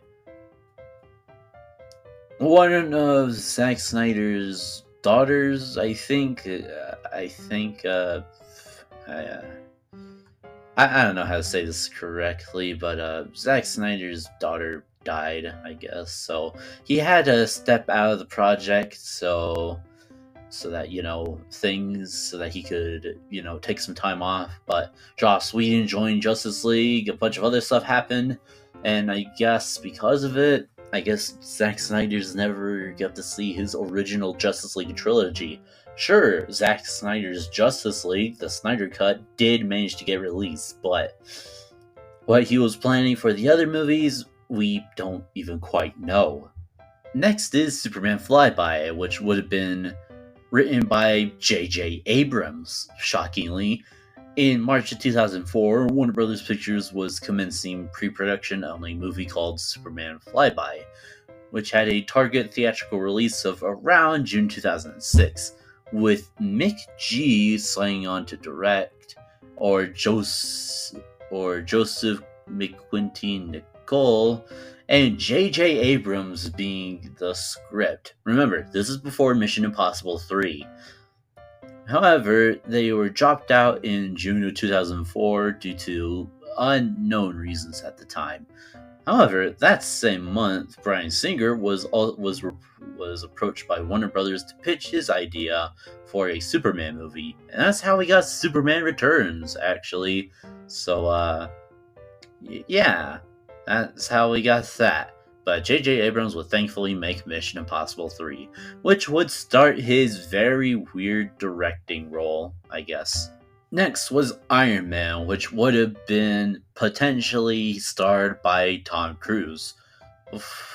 There was an original potential first attempt with Universal Pictures in 1990, when they bought the rights for Iron Man to be produced by the big screen, with Stuart Gordon being directed for a low-budget movie based on the property. In February of 1996, 20th Century Fox acquired the rights from Universal, and in January of 1997, Nicolas Cage was expressed interest of playing the character, while in September of 1998, Tom Cruise expressed interest of producing and starring as Iron Man. And Jim Ventar and Iron Man co-creator Stan Lee wrote the story for Fox, and a bunch of stuff happened. It would have starred MODOK as the villain. In May of 1999, Jeffrey Kane was hired to rewrite the script. In October, Quentin Tarantino was hired to write and direct the film. What? But then, in December of 2000, they sold the film rights to New Line Cinema, and the reasoning was that although Ventar's / Stan Lee's script was strong, the studio had too many Marvel superhero movies in development, so we can't make them all. Sad, I guess. Then New Line Cinema did their thing. They tried, it failed. Then Marvel decided, oh well, we'll do it on our own, and that's how we got the 2008 film. But it would have been interesting to see how Tom Cruise would have been playing Iron Man.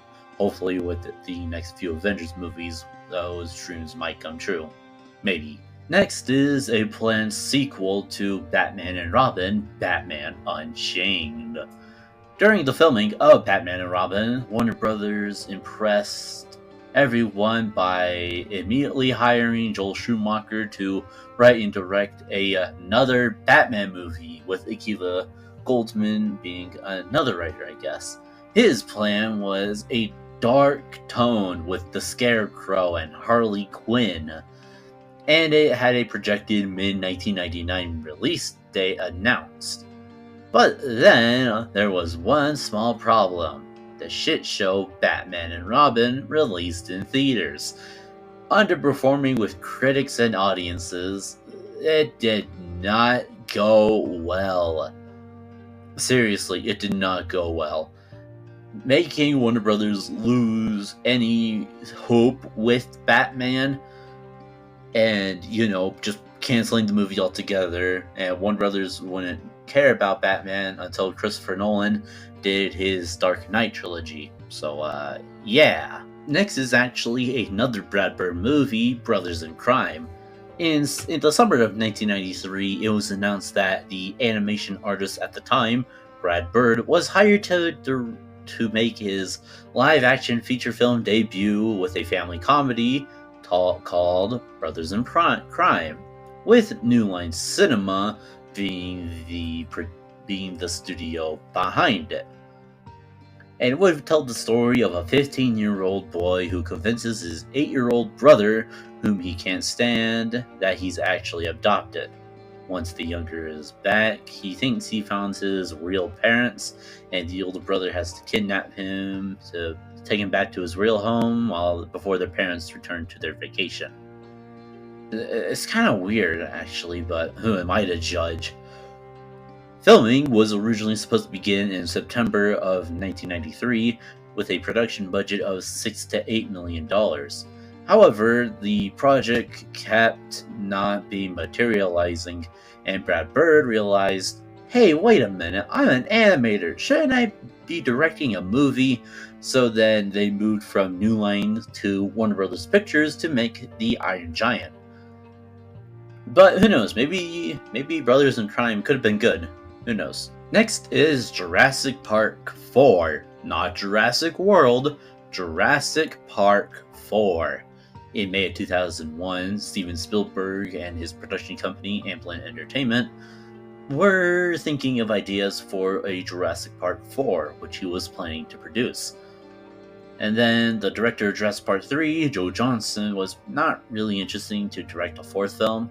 And then it took a while, but in 2002, William Monahan was announced to be the screenwriter with a planned release date for mid-2005, and Kathleen Kennedy would be the producer and Spielberg would be the executive producer.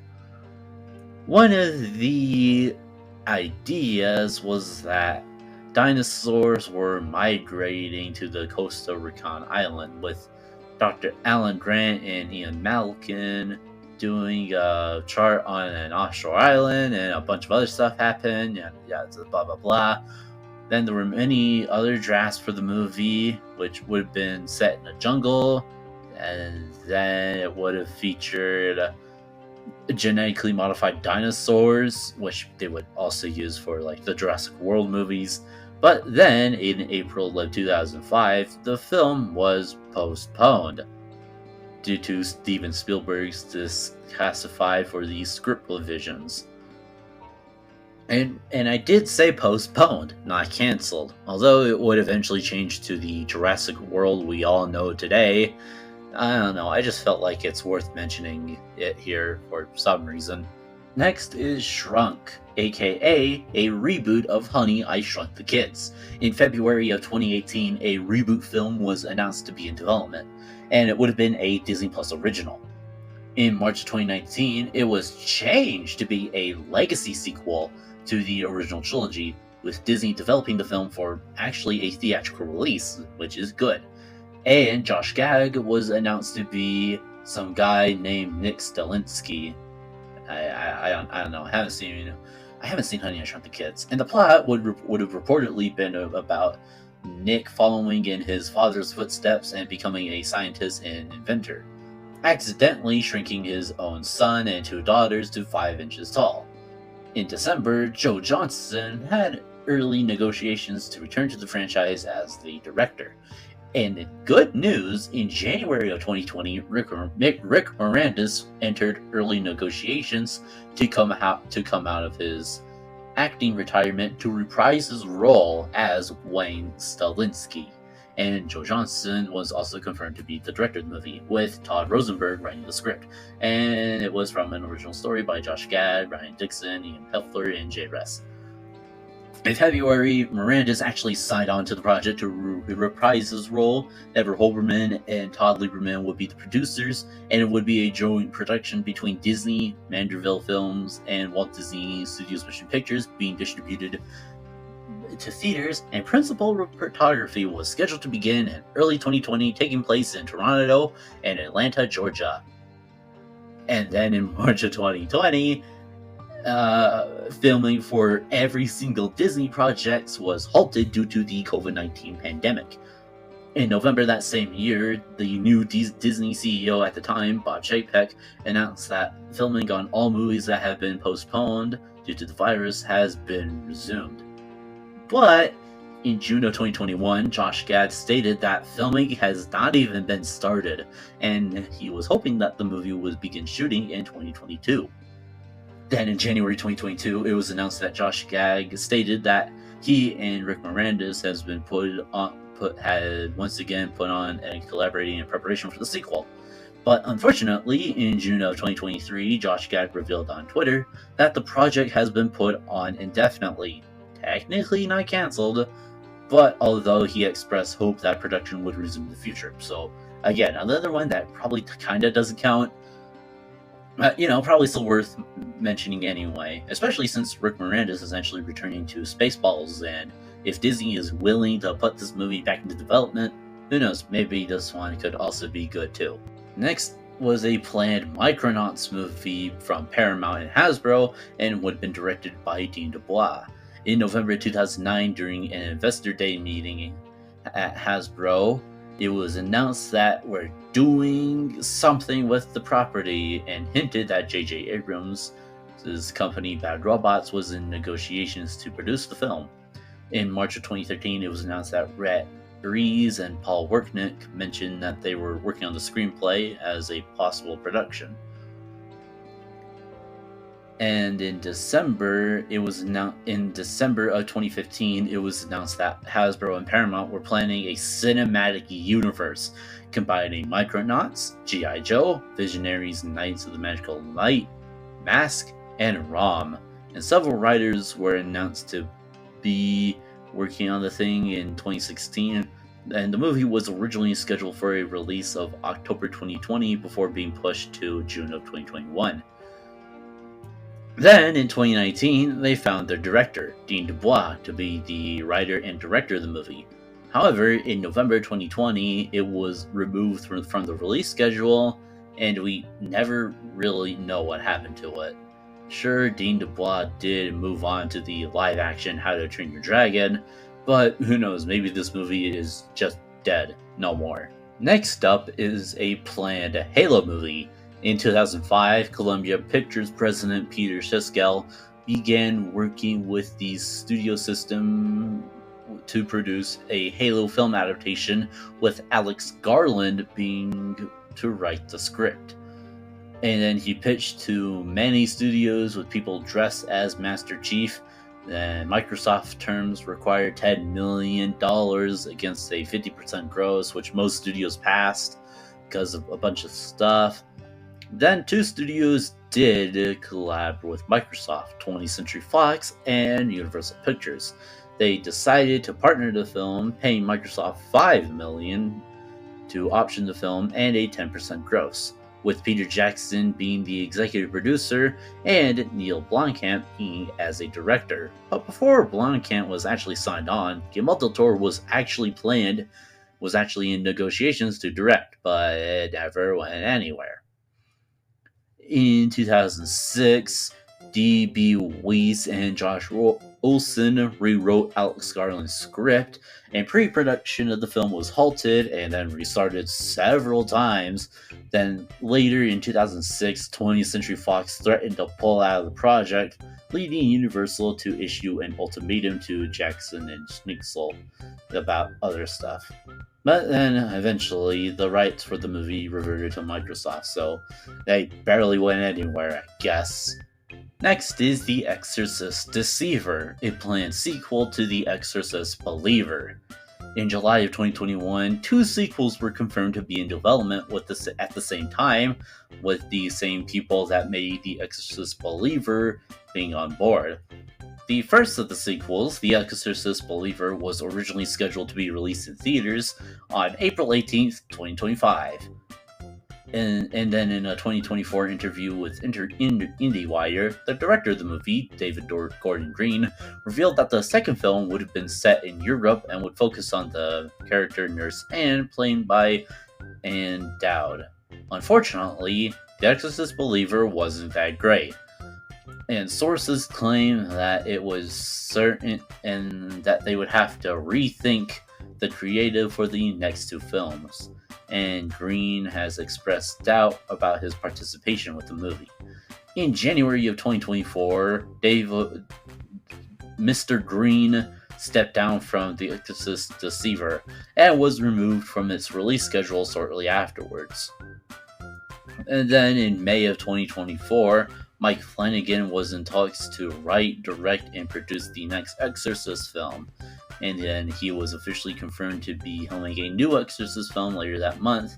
And then it was announced that The Exorcist Deceiver and the planned trilogy was officially cancelled, and the franchise was being rebooted, with the first movie scheduled to be released on March 13th, 2026. Before that movie was removed from Universal's release schedule in June of 2025.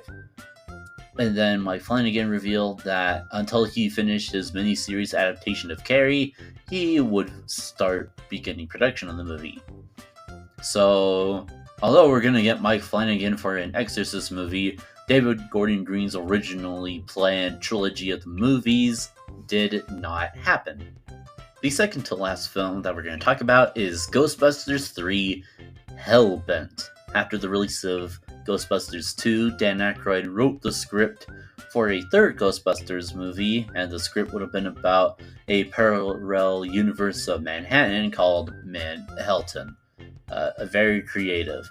And at the time, Aykroyd stated that Columbia Pictures was interested through the principal actors, especially Bill Murray. But he's not. Apparently, Bill Murray was just not really interested to do another Ghostbusters movie, so they had to, change the script a few times to potentially introduce a new, younger group of Ghostbusters, and after a few years, Columbia began pursuing a sequel to Bill Murray, but Murray, who disliked sequels, was very uninterested into the project. In 2009, the project has failed to progress any further. But then in January 2010, Ivan Reitman, the director of the two Ghostbusters films, confirmed that he would direct the third one. Yay! And then also in March, Murray discussed development on the film and his mixed feelings of reprising the role. And there was actually a release date scheduled for Christmas of 2012. But then in October of 2010, Aykroyd commented the screenplay by Gene Stupinski and Lee Eisenberg, saying that he was particularly impressed with writing Murray's character and the implication of the new team with the original, while he and Ramis was working on the second draft of the script. However, Bill Murray was just not really interested, since they signed a deal with Columbia back in the 80s, since they had to say that all four have to be all good at once to start making it, and Bill Murray was just no. Unfortunately, there would be one downside. In February of 2014, Harold Ramis passed away, and that left Ghostbusters in a pretty interesting thing. And the script that they did have, Ghostbusters Hellbent, was just no longer the same without him. They would have to do consistent things, and I guess Sony was just not interested in it, I guess. So they scrapped it, and they decided to work on the female version of the Ghostbusters, which everybody loves, apparently. Quote unquote, I guess. But, I don't know. I guess it could have been interesting to see how a Ghostbusters 3 with the original main four could have went. And finally, we're going to talk about the canceled sequel to the Friday the 13th reboot in 2009. In October of 2009, Warner Bros. Pictures set a release date for the sequel to Friday the 13th of August 13th, 2010. On December 10th, however, the sequel was pulled from its release schedule and was delayed indefinitely. In April of 2010, Brad Fuller announced that the sequel for the film was just straight up not happening. In February 2011, Fuller announced that Damien Shannon and Mark Swift has finished the script for the sequel, so what did they just say? In June of 2013, Warner Brothers relinquished their film rights to Friday the 13th to Paramount. I have no idea what that word meant. In that same month, Derek Mears, who portrayed Jason Voorhees in the 2009 version, revealed that Paramount was working with Platinum Dunes to produce a sequel on the remake. However, the sequel was later developed into a separate installment of the franchise, and then the rights was reverted back to New Line Cinema and Warner Brothers in 2018. So I'm pretty sure this movie is not even happening, especially with all the rights stuff, but I don't know, that's something, I guess, and yeah, that's all we have. And that's all I got for this bat. We found you, you fucker! Oh, fuck.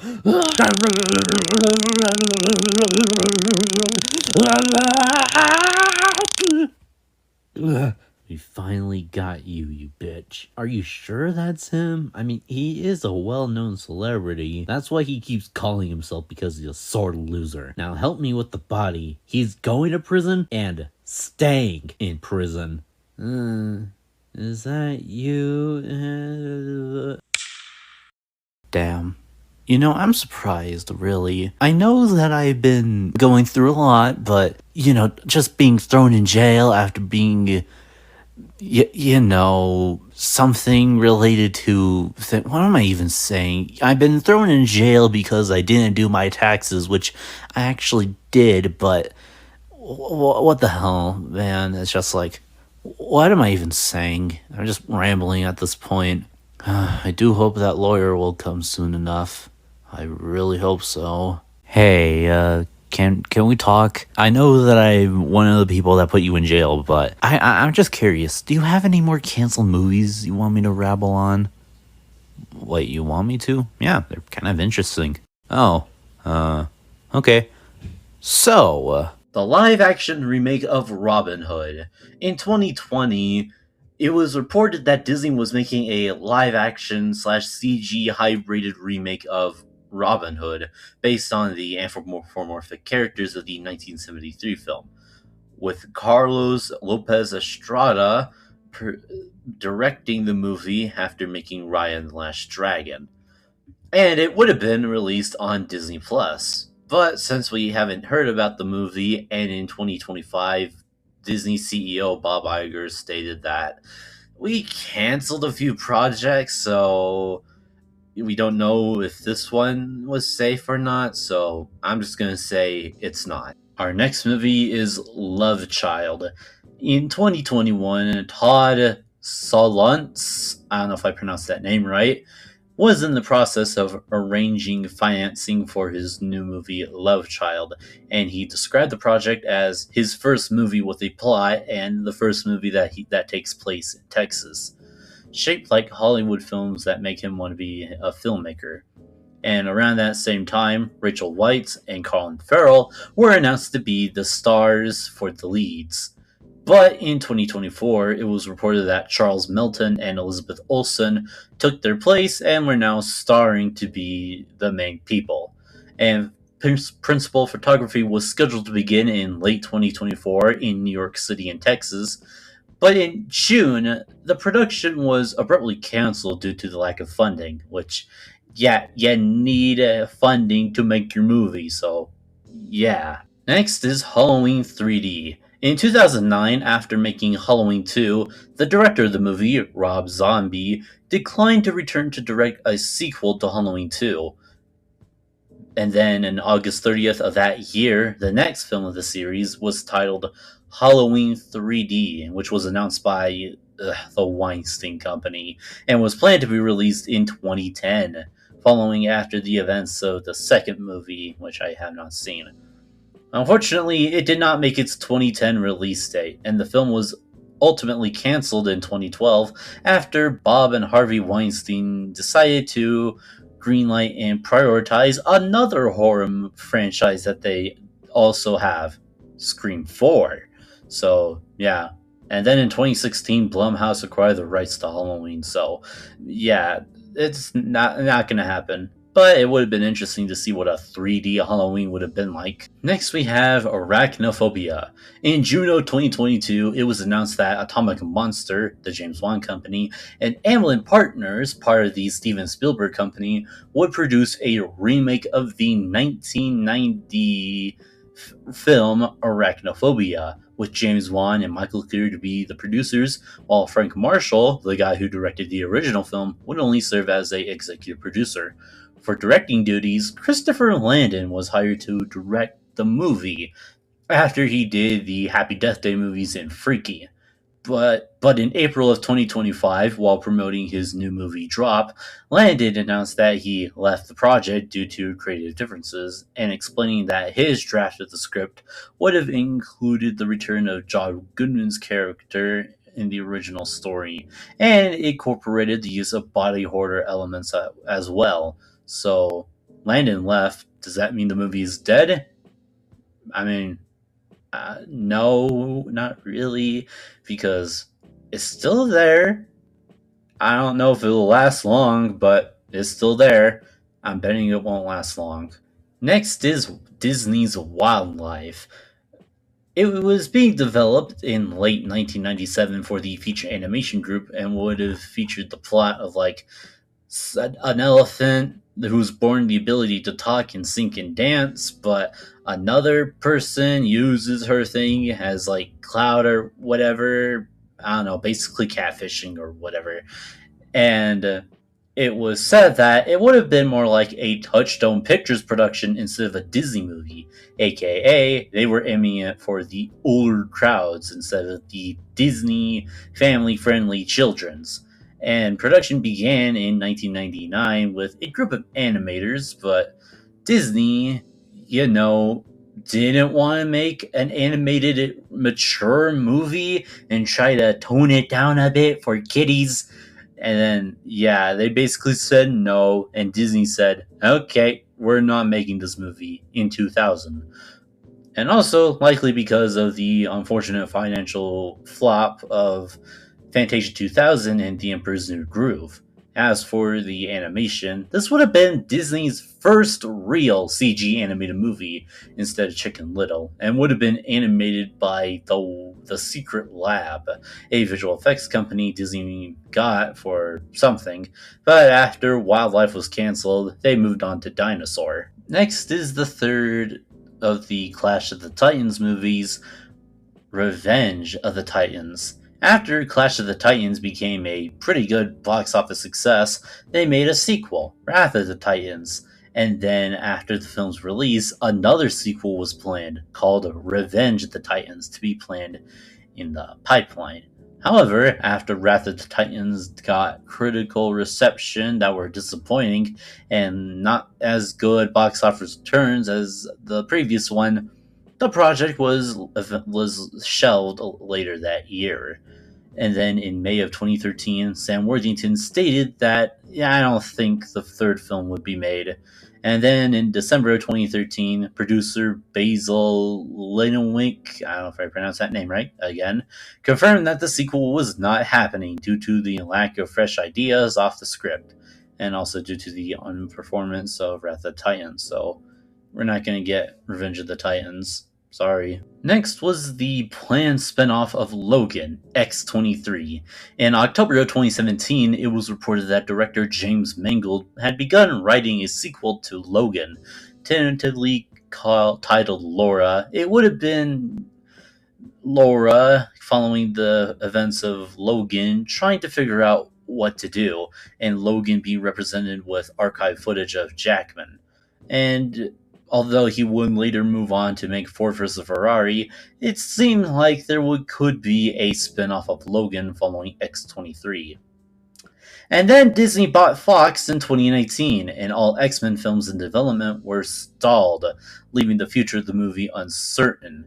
But then in November 2019, during promotion of Ford vs. Ferrari, James Mangold stated that I don't think the project would happening, believed the studio would be trying to figure out where to go with the X-Men, particularly with Wolverine. And although Disney would eventually close off the franchise after X-Men Dark Phoenix and the New Mutants, at least X-23 got somewhat of an ending with Deadpool and Wolverine. So, I guess that's something. Next, we have the Pacific Rim sequel directed by Guillermo del Toro. In 2012, prior to Pacific Rim's release, del Toro noted that he had ideas for a sequel. And then later in 2014, he has been working on a script with Zach Penn for around several months at that point. And then in June of 2014, del Toro stated that he would direct the sequel with the film's new distributor, Universal Pictures, since they took over the distribution over Warner Brothers Pictures. In July of 2015, it was reported that filming was expected to begin in November, though production was halted following conflicts between Universal and the other co-financer, Legendary Pictures. As the sequel's future became unclear, Universal indefinitely delayed the movie. And although Guillermo del Toro was still determined to have the film made, as he kept working, and by that October, he presented the studio with a script and a budget. After the sale of Legendary to the Chinese company Chinese Wanda Group for $3.5 billion, observers noted the increased likelihood of Pacific Rim's 2 production and being revitalized because the first film became so successful in China. Unfortunately, there was something that came up. In February of 2016, the studio and Guillermo del Toro himself via Twitter announced that the movie would no longer be happening because, I don't know, he wanted to make a movie, I guess, and he also lost, thingies, I guess. Basically, he just wanted to make a movie where a girl, does the dirty with the fish, aka The Shape of Water. So, we would no longer get a Pacific Rim 2. Next is Killing Nar.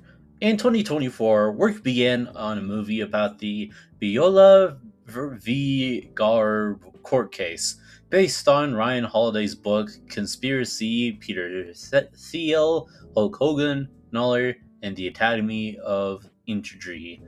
It's a whole thing, I won't go into detail. But some of the people that were eyed to be starring in the movie were Ben Affleck and Matt Damon, with Gus Van Sant being helmed as the director. However, in 2025, likely due to things like Hulk Hogan's death, the many allegations about the court case, and way more other things, the movie just decided to be cancelled. So, yeah. Next is G.I. Joe Ever Valiant.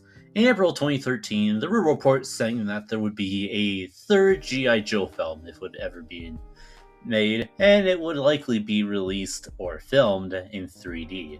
And the studio would later announce that the director of the second movie, John M. Chu, would return to direct the third film. And then during the 2013 San Diego Comic-Con, John M. Chu talked about bringing a character called Scarlet back in the next film. To be honest, I don't know much about G.I. Joe. But throughout the years, it wasn't going so well.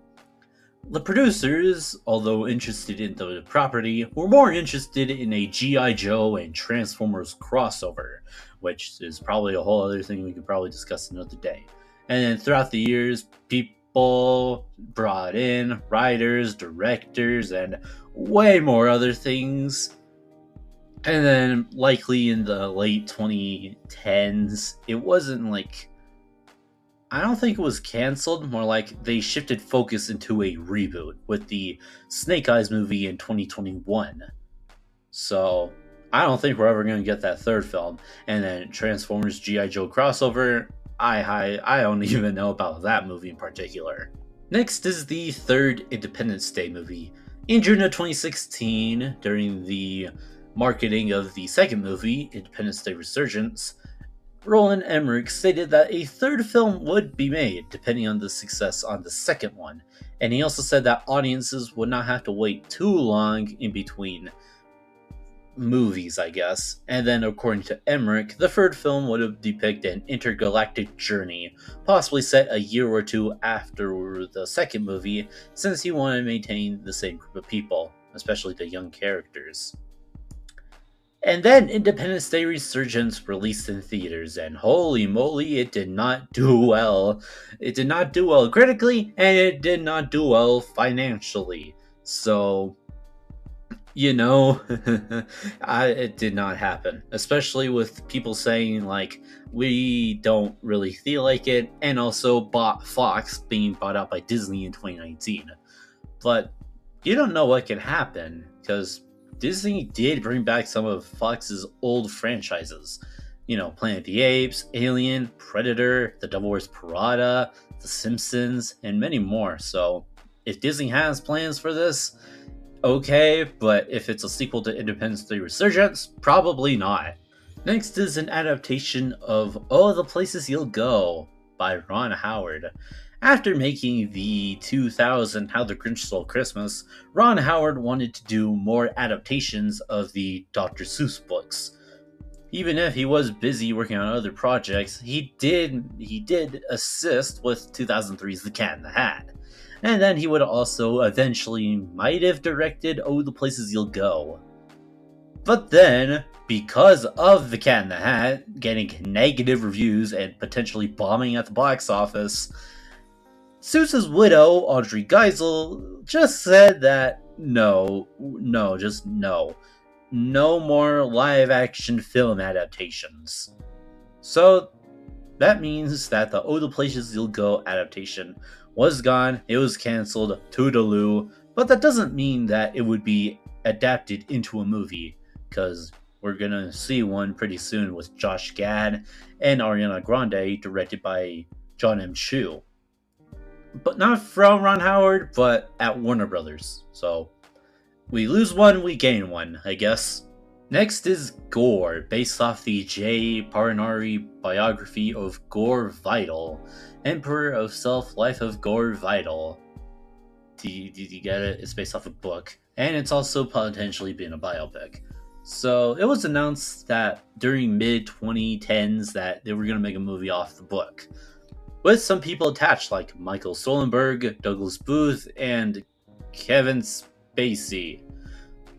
This movie was in pre-production, then they did the entire filming, but then during post-production, Kevin Spacey's little stuff came out, which gave the studio, Netflix, kinda risky things about the movie, so they decided to cancel it because of, Kevin Spacey's whole thing, so you saved us from another Kevin Spacey movie, Netflix.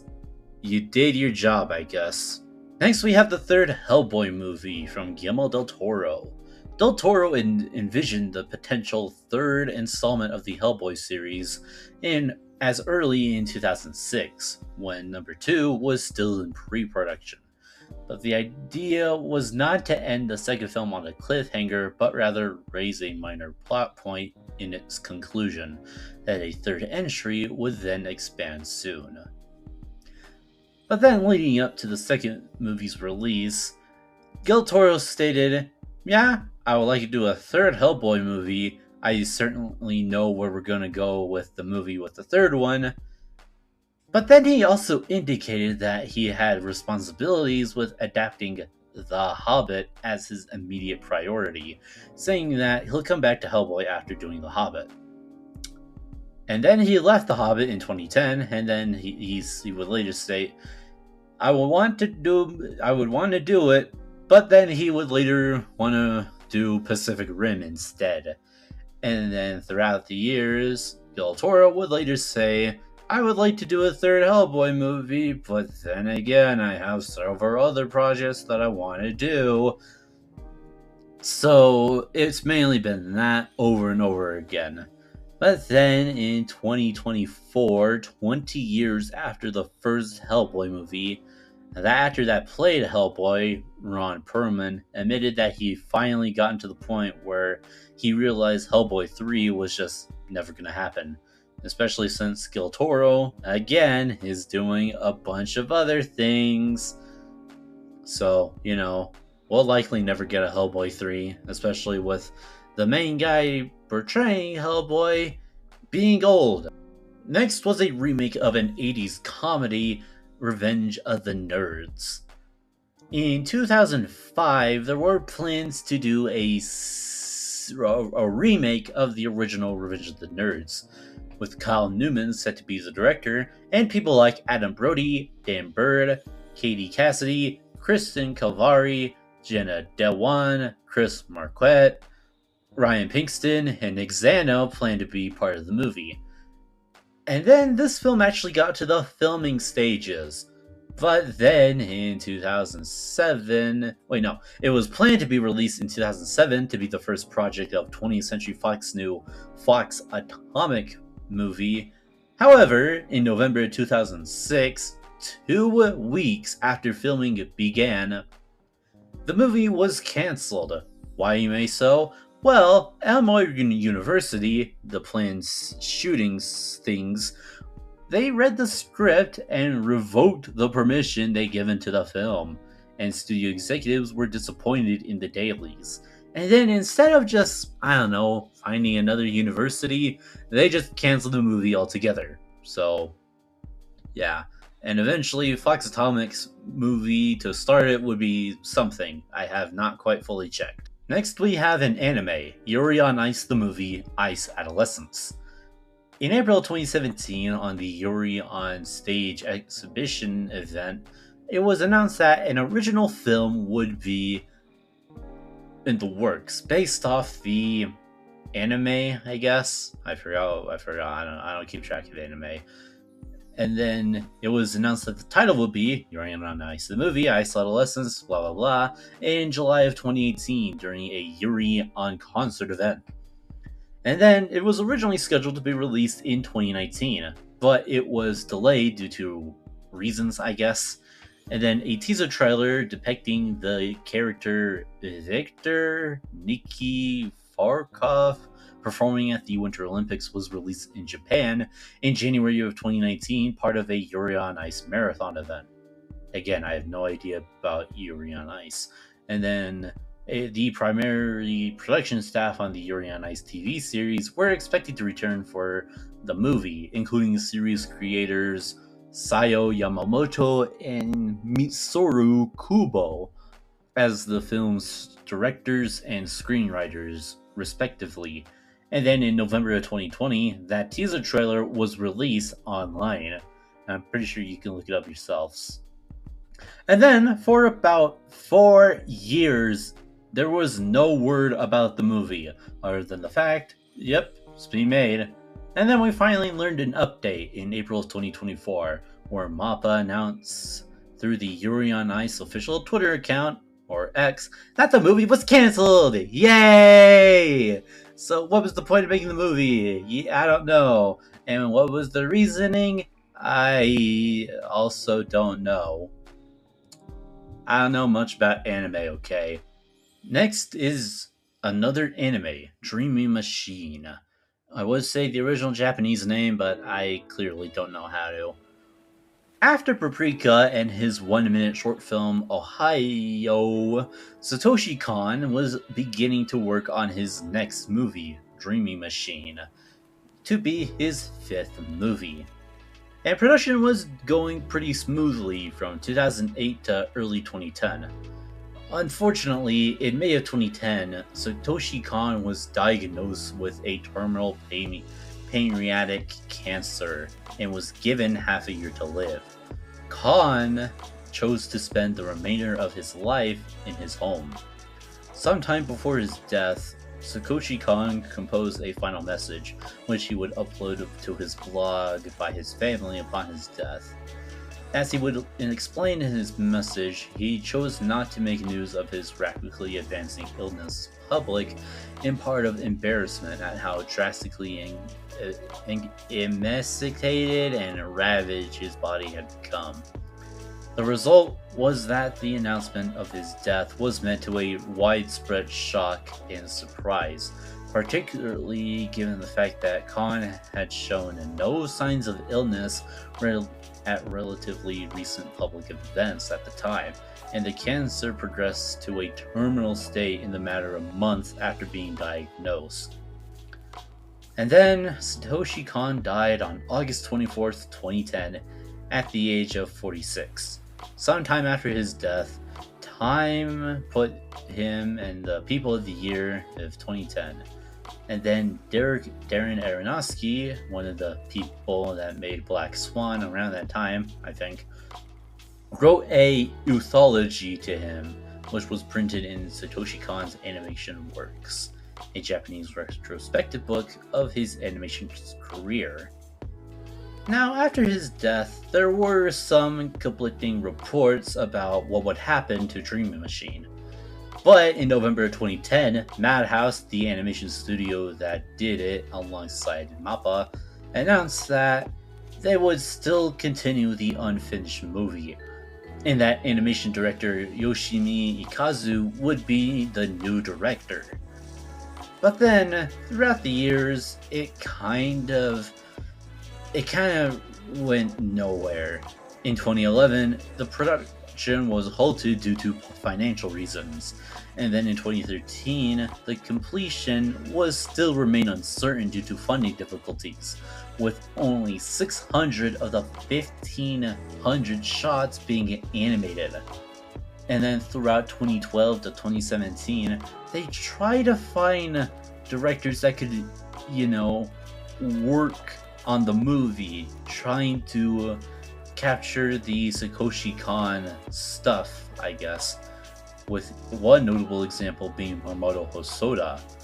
But eventually, in August of 2018, they would later state that the movie will not be completed and released in the foreseeable future, due to being no directors in the Japanese animation industry that can match Kon's level of availability. So, no more Dream Machine, one of the last films made by Japan's pretty good artist, would no longer happen. Unless if someone's willing for the task. Next was Jon Favreau's planned Magic Kingdom movie. Yes, Magic Kingdom. In November 2010, it was reported that Jon Favreau would make a film titled Magic Kingdom after making Iron Man 2, based on Disney's theme park on the same name. With a script written by Michael Crichton, it would have been about the animatronics in the park coming to life without no one noticing. So basically a kid-friendly version of Five Nights at Freddy's. In July of 2012, Jon Favreau reported that he's officially working on the film. However, when Disney was asked for him to make a live-action remake of The Jungle Book, he decided to do it. And then in 2014, he stated that he would still be interested in the project and be directing it after he was done filming it, the 2016's Jungle Book. And then, I guess because they liked the Jungle Book, the Disney executives were like, okay, here's a bunch of other movies. We don't want your Magic Kingdom anymore. So, here's The Lion King, The Mandalorian, and Oswald the Lucky Rabbit series. So, it's a lot, and I guess because Disney was so interested in other things, they weren't interested in their Magic Kingdom movie. So that sucks. Next is the planned Wonder Twins movie, part of the DCEU. In February of 2022, a DCU film centered around the Wonder Twins was in development, with Adam Stixell writing and directing the movie in his directorial debut. Eventually, they would later find their Wonder Twins, KJ Apa and Isabel May. And then they were planning to begin filming really soon, and it was planned to be a stream release through HBO Max, but due to the Warner Brothers tax cutoffs, whatever, the movie was cancelled. Thank you, David Zaslav. Next we have Toots and the Upside Down House. What once was a book by Carl Hughes was going to be a movie with Tim Burton being the producer and Henry Selick being the director, and it was going to be made under the Skeleton Productions banner after James and the Giant Peach, and Walt Disney Pictures was planning to distribute the movie for a worldwide release. So why wasn't this made? Well, fairly simple. James and the Giant Peach underperformed at the box office. So that gave Disney the understanding if they're not watching that, then they're probably not going to watch this. So they shut down Skellington Productions and canceled the movie. So yeah, that sucks. Next we have At the Mountain of Madness. In 2003, writer and director Guillermo del Toro was in the process of co-writing a film adaptation of H.P. Lovecraft's At the Mountains of Madness with Matthew Robbins, with the project originally in development by DreamWorks Pictures underneath producers Susan Montford and Don Murphy.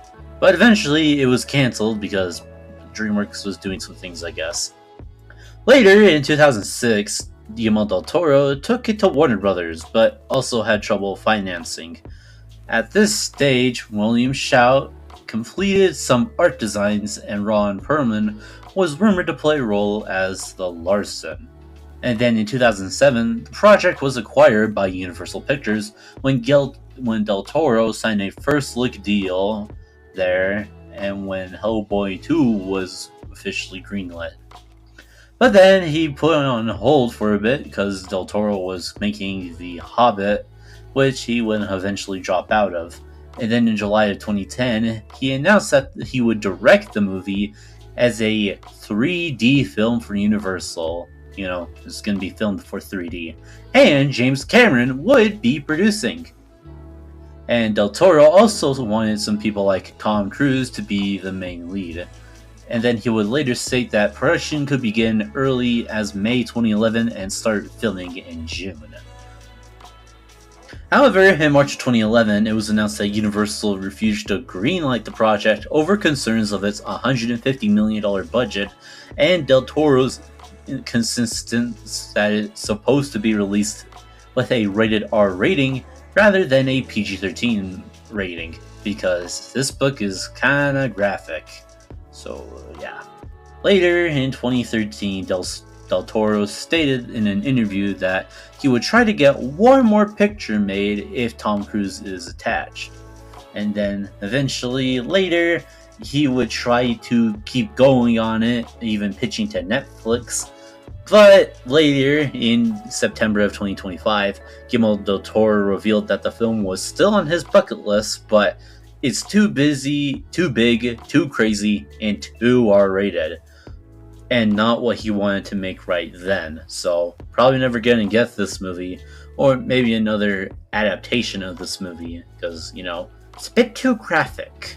Another Guillermo del Toro movie that he was attached of was The Wind in the Willows remake. In February of 2003, Guillermo del Toro was reportedly working with the Walt Disney Company to make a live-action / CG animated film based on the Wind in the Willows novel by Kenneth Grahame, which he co-wrote with Matthew Robbins. Which, this isn't the first time that this story's been adapted from Disney. Remember The Adventures of Ichabod and Mr. Toad? In November of 2003, Guillermo del Toro confirmed that he was no longer attached to the project, quoting, "The approach I plan to provoke to be very expensive and probably weird to the studio. I cherish a scene in which Mr. Toad was paraded through London. A bit like the Elephant Man. No wonder why they found it weird." Eventually, in 2008, in a later interview, he further explained why he chose to leave the helm. It was by quoting, "It was such a beautiful book, and then I went to meet with the executives, and they said, could you give a toad a skateboard and make him say radical dude things?" And that's what I said. It's been a pleasure. So, you know, this would have been like a very 2000s film that Guillermo del Toro was just not gonna do. So, you know, we're never gonna get that one, obviously. Next was a planned live-action remake of the 1988 anime Akira. In 2002, Warner Brothers Pictures got the rights to create a live-action adaptation in Akira. And then, throughout the years, throughout the decades, they tried desperately to get a movie from 2022 up until 2025, with at least 5 directors and 10 different writers to have been attached to it, with one of the last directors being Taika Waititi, with filming planned to start in July of 2019 for a May 2021 release after finishing Jojo Rabbit. But since Marvel really wanted him to make another Thor movie, Thor Love and Thunder, Warner Brothers put the movie on indefinite hold because Taika Waititi wanted to direct Thor Love and Thunder first. And then several years passed without any announcements on the live-action Akira, while Taika Waititi took on more projects. And then, eventually, in June of 2025, Warner Brothers Pictures lost the rights to make a live-action Akira movie, with Taika Waititi no longer involved with the project. So, that sucks. Next, we have The Trashers. In 2021, it was announced that Culper Reeve's next movie would be titled The Trashers, about a minor hockey league team filled with people, random people. Announcing in 2021, there wasn't really much we could go off, except for the fact that David Harbour, Cooper Hoffman, and Olivia DeJonge would be part of the cast. Eventually, after 4 years of waiting, we finally learned an update in January of 2025. It was shelved due to lack of financing. Yeah! That sucks. Then there was the planned remake of 20,000 Leagues Under the Sea. In January of 2009, Variety reported that a live-action remake titled 20,000 Leagues Under the Sea Captain Nemo was planned to be by Disney, with Joseph McKinty Nicole attached to direct, and the film would have served as an origin story for Captain Nemo to build his warship. Later that year, Disney, underneath Rich Ross, announced that the project was shelved after $10 million was spent on pre-production work. And then prior to the announcement, the director and another guy was notified about the project's cancellation. And then during the 2010 San Diego Comic-Con, director David Fincher announced that he would be directing a 20,000 Leagues Under the Sea remake for Disney, with a script by Scott Z. Burns, while Fincher was currently finishing up The Girl with the Dragon Tattoo. And it was speculated that principal photography would begin in late 2012. And then David Fincher was beginning to think that, hey, maybe Brad Pitt could play the role of Ned Land, while the film was kept on hold. However, in February of 2013, Brad turned down the role. Then later in April of 2013, it was announced that the Australian government would provide a one-off initiative of $20 million to secure the production. However, despite this, and the film being put on hold due to complications on who's going to be casting the lead, in July of 2013, David Fincher dropped out of the movie to direct the film adaptation of Gone Girl. And he did reveal in an interview that he left the film because he did want Channing Tatum for the main lead, but Disney wanted Chris Hemsworth for the role. Additionally, the money originally was planned for the film was redirected to another Pirates of the Caribbean movie, Dead Men Tell No Tales. So, that's the end of that story. Whoops. Next we have Transformers Operation Skyfire.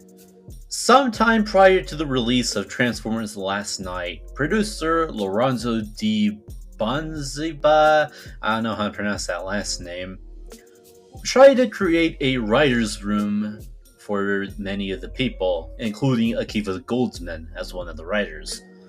And one of their plans was to make spin-off movies of the Transformers franchise, aka let's turn this into a cinematic universe.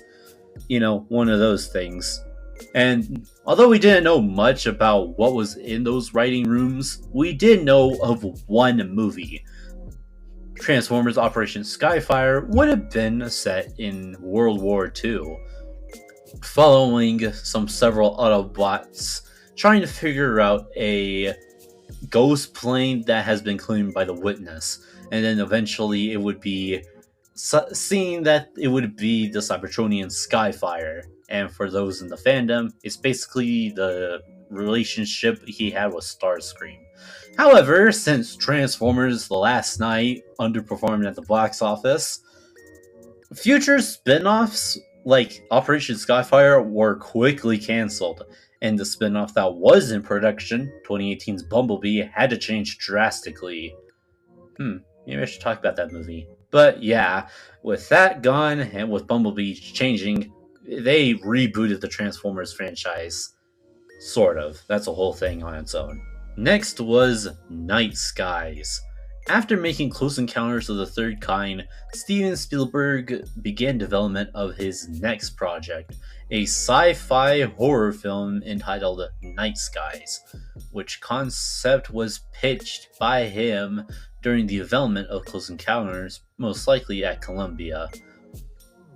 The film was intended to be a spiritual follow-up to Close Encounters, with Lawrence Kasdan attached to write the screenplay, and some other people attached to the movie. However, I guess Spielberg didn't officially quite think this was good enough for a movie, especially because it could have been his first horror movie in general. So he decided to scrap the project sometime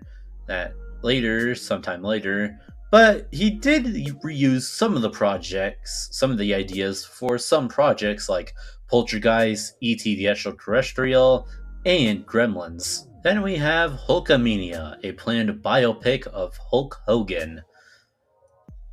In 2019, prior or after making Joker, Todd Phillips was ready to make a planned biopic of Hulk Hogan, with a screenplay of Scott Silver and maybe potentially starring Chris Hemsworth, and the biopic would have been produced by Netflix. But throughout the years, there wasn't much about the movie, until eventually in 2024, a contractual error regarding payment prevented the film from entering production, so I guess it was just a lack of funding, I guess. And also because Todd Phillips was more interested in making a Joker sequel.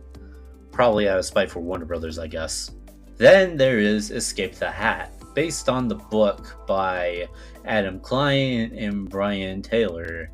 In April of 2017, 20th Century Fox and Blue Sky Studios announced they will produce an animated film adaptation of the fantasy book Escape from Hat, with Mark Osborne set to direct and to co-write the script, alongside Jiko Goto producing the film.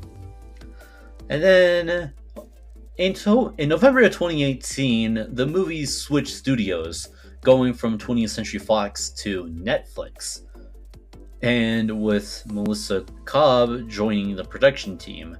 But then, due to the animation thingy by Netflix in 2022, this was unfortunately one of the projects that were scrapped due to it. So yeah, that sucks. Next we have Tron Ascension, which would have been the original Tron Ares. After making Tron Legacy, everyone was ready to make another movie, this time being set in the human world, because as the end of Tron Legacy said, Quar is in the real world, because she's from the Tron world, but now she's in the real world, which that would have been something, and it would have been likely that actor Cillian Murphy would have played Edward Dillinger Jr. And throughout the years, they would get some people ready to go, like Joseph Kosinski making statements about the movie, the actors saying, yep, it'll come soon, and maybe bringing back Daft Punk. However, in 2015, after the box office failure of 2015's Tomorrowland, Disney decided not to take risk with gigantic budget original live action features, which, although Tron wasn't really there, they really did not want to do it. So, in May of 2015, the movie was cancelled. However, there were some people that were attached to the project that really wanted to do it. One of those people, say it with me now, Jared Leto. So, basically, he really liked his character that was supposed to be in the original Tron 3, Tron Ascension, and he really advocated for him to get another movie. Instead, it would be about his character. So Tron Ares was announced, released, I think. I don't know how much money it made because I'm still in prison. So, I don't know. Let's just say that the movie bombed. And who knows what's going to happen to Tron after that. So, yeah. Next we have the third Journey movie. Journey from the Earth to the Moon. After Journey to the Mysterious Island released, there were plans to make an adaptation of another book based on the thing, Journey from the Earth to the Moon. Basically, they go to the moon. You get it. But since Journey to the Mysterious Island didn't do so well, both critically and financially, New Line Cinema decided to not do a third movie. Yeah, pretty simple. Next would have been a planned Samurai Jack movie, with many people being attached to the movie. After the original series ended, there were speculations on what to do with it. Since Genndy Tartakovsky was busy making the Star Wars Clone Wars series, there would have been several options on what to do with it. The first time was early as 2002, when Cartoon Network was producing a live-action Samurai Jack movie with New Line Cinema and Brett Ratner hired as the director. Later in 2006, Genndy Tartakovsky said that the live-action Samurai Jack movie was thankfully abandoned, and that we'll finish the story and there will be an animated film instead of a live-action one. A year later, in 2007, Fred Seibert had formed the new Frederator Films and was developing a Samurai Jack movie, which was planned to be in stereoscopic 2D with a budget of $20 million. And Fred Seibert said in 2009 that the film would be co-produced by J.J. Abrams with his Bad Robot Productions label.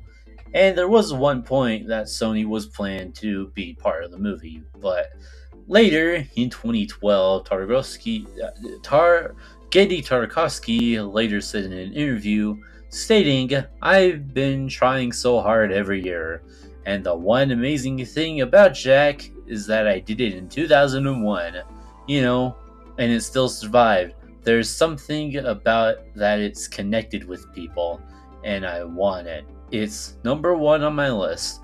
And now Bob Osher, the president, is like, "Hey, let's talk about Jack. Let's see what we can do." And I go, "You're going to do a 2D feature animated movie?" And he's like, "Yeah, maybe. Let's do some research and let's see." So it's not dead for sure by any means. It's still on the top of my list, and I am trying to do hard as I can. But later, due to the loss of one of the voice actors, Mako, aka Aku's voice actor, the feature film was never materialized, and eventually Genndy Tartakovsky said, screw it, let's make a 5th season. So, we didn't get a movie, but hey, we got season 5, that's cool. Next is Sonic, Wonders of the World. In the early 90s, there was an attempt to make Sonic the Hedgehog into a movie. About a person named Josh who's suffering from a parent's divorce and decided to play Sonic Extreme, a also canceled video game. and he decided, let's do something, and then boop bop beep bop Sonic comes out of the video game and has an adventure to stop Eggman, who also came out of the video game. Planned to be a co-production between MGM, Paramount, Trilogy Entertainment Group, and Sega, pre-production began in 1993. Unfortunately, also in 1993, Super Mario Bros. Released in theaters, and it did not do well. It really didn't do well. Because of the unfortunate failure for the Mario movie, Sonic did not happen, being cancelled a year before production would begin. And later, Sega would try to pitch it to DreamWorks, but yeah, we got nothing. So, a video game movie that was cancelled, and a video game that was cancelled. 2 in 1. Next was a potential Men in Black and 21 Jump Street crossover movie. In December of 2020...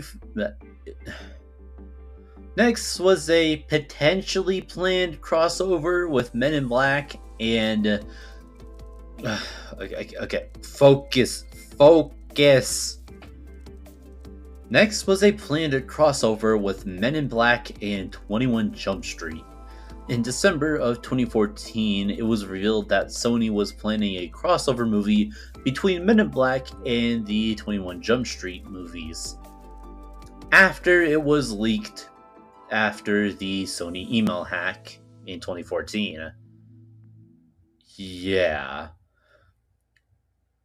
And then Phil Lord and Christopher Miller said that we're not going to direct the movie, we're probably just going to be like the writers and producers. And James Boblin was announced to be the director in 2016. However, there wasn't really much of how it was cancelled. From my best guess, it probably because like the producers of Men in Black and the producers of the Jump Street movies probably didn't see eye to eye, so we didn't see it. Yeah. And the last one I will mention to you is the planned ending to the Divergent series Ascendant. Being based on the second half of the Alliant book, it was originally meant to wrap up the series and was originally scheduled to be released on March 24th, 2017, before being pushed back to June 9th, 2017. With Lee Toland Krieger directing and Robert Schwinkel backed out of making the movie. There was one small problem. The Divergent series Alignment didn't do well critically and financially, so we never figured out how this book series will end. So I'm just gonna read this random paper I found. 2.5 years later, Chicago is reopened and being rebuilt, and people coexist regardless of gene purity. Tobias, now an assistant council member, Hunter Joanna, welcomes Evelyn back from her exile to celebrate Choosing Day as he, Christina, Caleb, Zeke, Shauna, Cara, and Matthew ride a zipline from the Hancock building, where Tobias scatters Triss's ashes and finally accepts her sacrifice. To be honest, I would expect what I was doing if I actually read. So, that's all for you. There, did that fix your canceled movies synergy or whatever? Yeah, surprisingly, yes. Anyway, have fun with your trial. Your lawyer says that it will be in a month, so yeah, stay tuned for that. Yeah, you too. Wait a minute, what? Huh, so that's what happened to that last Ronin movie. Hey, you're up.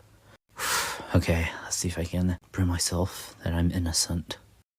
Mr. Lamations, you have been arrested because you haven't done your taxes. Is there anything that you could say? Yeah, I didn't do my taxes. Fair enough, we found records that we actually did your taxes, but we do need something so that you are not guilty. Do you have any suggestions? In prison, I talk about canceled movies. Can I talk about that? So be it. Give me 12 movies to talk about, then you can be free.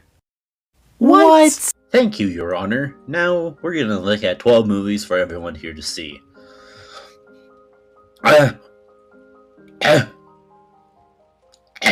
Okay. Thank you, Your Honor. And as you were... Thank you, Your Honor. Thankfully, I was looking at some canceled movies before this court trial, so I have some things to say. First, we have Superman Lives. Production began around 1996 or 1997, going under the script title Superman Reborn by Jonathan Linkman. But it would later get a rewrite by Kevin Smith due to his unfavorable review of Linkman's script, and he would later change the title to Superman Lives. Warner Brothers would then direct Tim Burton after making 2 pretty good Batman films for them. And although they did get some people signed on, like Nicolas Cage as Superman, Christopher Walken as Brainiac, and Sandra Bullock as Lois Lane, it was one of 2 things that this movie didn't happen. The first one was Batman and Robin did not do well commercially, which put a pause on DC movies. And second, this one would have been really expensive. They costed $30 million on pre-production alone. So, yeah, they did not go forward with it. And that $30 million would later go on to Wild Wild West with Will Smith. And as for Nicolas Cage as Superman, he would later get something in the 2023 Flash film as just a deep fake whatever in the heavy CGI heavy movie. So, yeah. Next, we have the many sequels for Assassin's Creed. In 2016, Daffy Yang, CEO of the film's Taiwanese co-financer Catchplay, stated that 20th Century Fox and Regency Enterprises was looking to turn the film into a franchise, since it is based on a successful Ubisoft games and would make ideal sequels. That is literally what she said. And 2 additional films were being planned, with the first sequel having entered development during the production of the initial film. And then later, they would have said that the sequel would have been about the Cold War. However, 3 things did not make it a reality. First, negative reviews. Second, the film bombing at the box office. And third, the movie's distributor, 20th Century Fox, got bought out by Disney in 2019, so we're never gonna see Assassin's Creed sequels. Then we have X-Men Origins Magneto. One of the planned movies to be part of their new X-Men Origins label after X-Men Origins Wolverine. One of the things that were affected by this movie was the 2007 Writers Guild of America strike that affected the film's production, and then David Loyer would suggest that the film would begin production depending on the performance of X-Men Origins Wolverine. How did X-Men Origins Wolverine go? Well, not good. No one liked it, no one saw it, so no more X-Men Origins movies, I guess. But for Magneto's case, some of it would later end up going to X-Men First Class, although we don't know what this script would have been about. Next, we'll technically do a 3-in-1, Disney Circle 7 animation. This was planned to be the Disney way to make Pixar sequels because Pixar wouldn't be able to be part of the Disney family.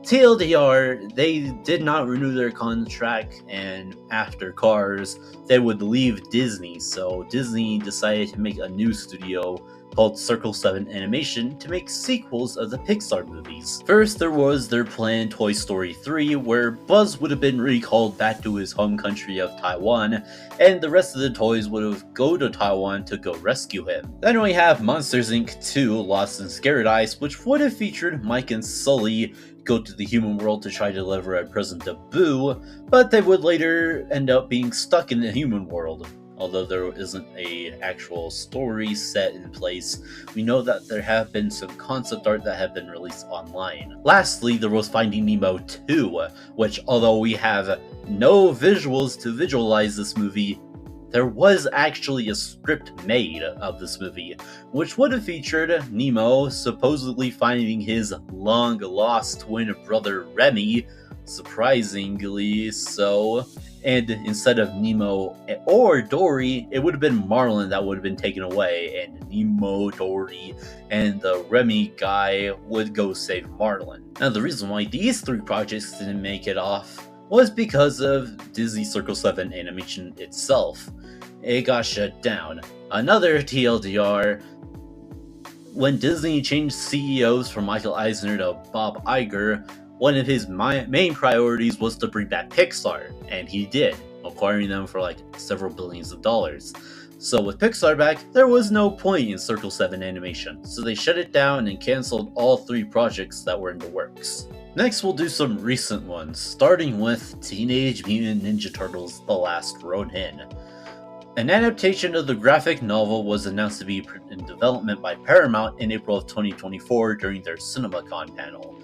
The film would have been produced by Walter Hamada and written by Tyler Burton Smith, and it would be live action and rated R, which seemed interesting because Nickelodeon would never make an R-rated movie, but since they were dead serious on making this movie, I'm just surprised, as you were too.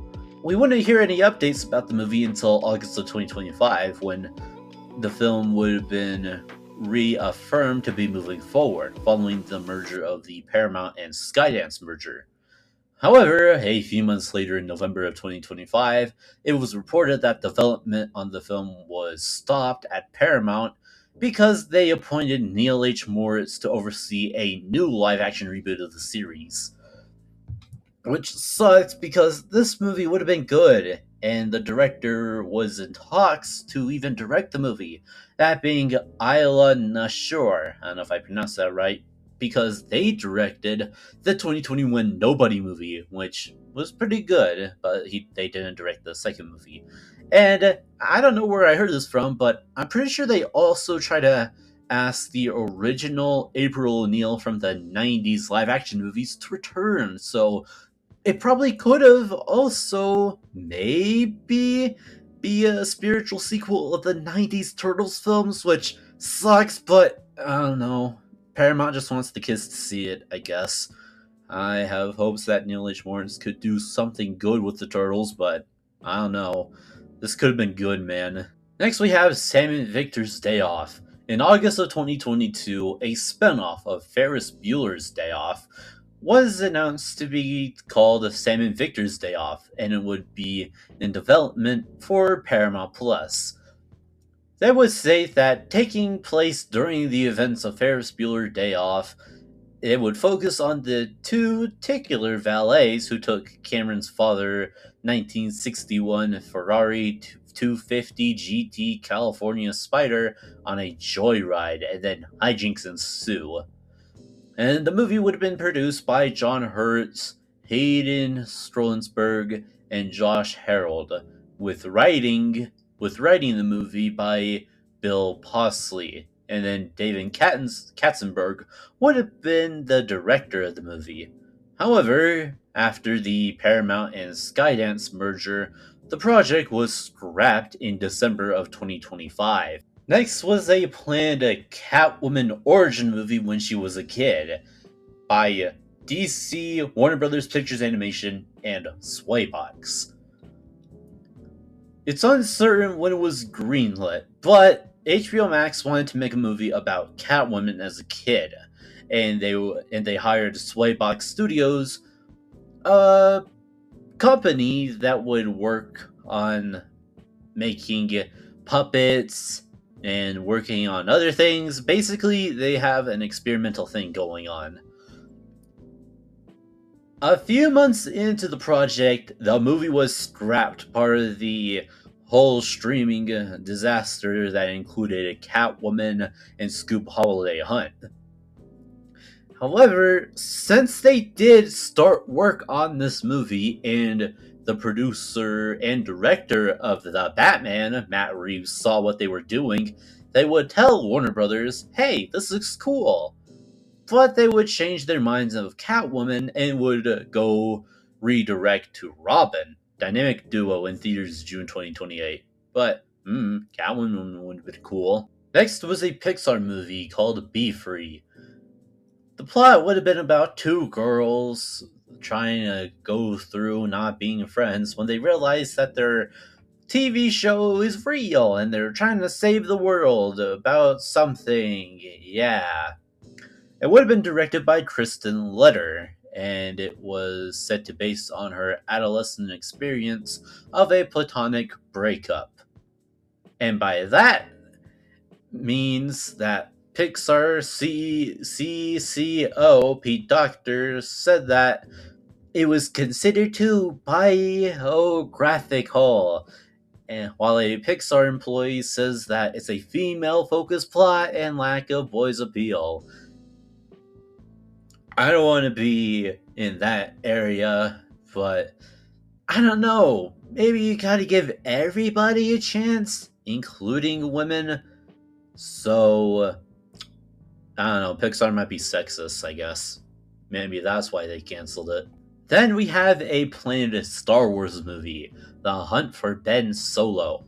In October of 2025, Adam Driver revealed that he had been developing a film set sometime after the events of Star Wars The Rise of Skywalker, entitled The Hunt for Ben Solo, operating under the code name of Quiet Leaves. The film would have been written by Scott Z. Burns, based on a story outlined by Steven Soderbergh and Rebecca Hunt, with Soderbergh set to be the director. He did make movies about Ocean's 11, 12, 13, and also directed the first Magic Mike. Although Lucasfilm did love the idea, they presented the screenplay to Disney, with Bob Iger and Alan Bergen. They said no, because according to them, they stated that they didn't see how Ben Solo was alive. And that was that. So basically, they're like, how? This doesn't make any sense. We're not doing it. And then The Hunt for Ben Solo was marked as the first time that a project that has been fully written out and approved by Lucasfilm was canceled by Disney. Which, yeah, it kind of sucks. And then in January 2026, after Kathleen Kennedy left, she would later state that the script was still on the back burner. But since Disney said it was canceled, then it's canceled. No more Ben Solo, so it's canceled. And to prove my innocence, I will be looking at one of, if not potentially, a pretty well-known canceled movie. Alejandro Jodorowsky's Dune. After the book's initial success, producers began attempting to adapt it. In mid-1971, film producer Arthur P. Jacobs auctioned the film rights to Frank Herbert's 1965 novel Dune on an agreement to produce a film within 9 years. But then he died in mid-1973, while plans for the film, including David Lean, already attached to direct, were still in development. The film rights would be reverted in 1974, when the option was required by French consortium led by Jean-Paul Gibson, with Alejandro Jodorowsky attached to direct, with Jodorowsky approaching contributors including the progressive rock groups Pink Floyd and Magma for some of the music, Dan O'Bannon for the visual effects, and artists like H.R. Geiger and Jean Gouard, aka Mobius, and Chris Foss for set and character design.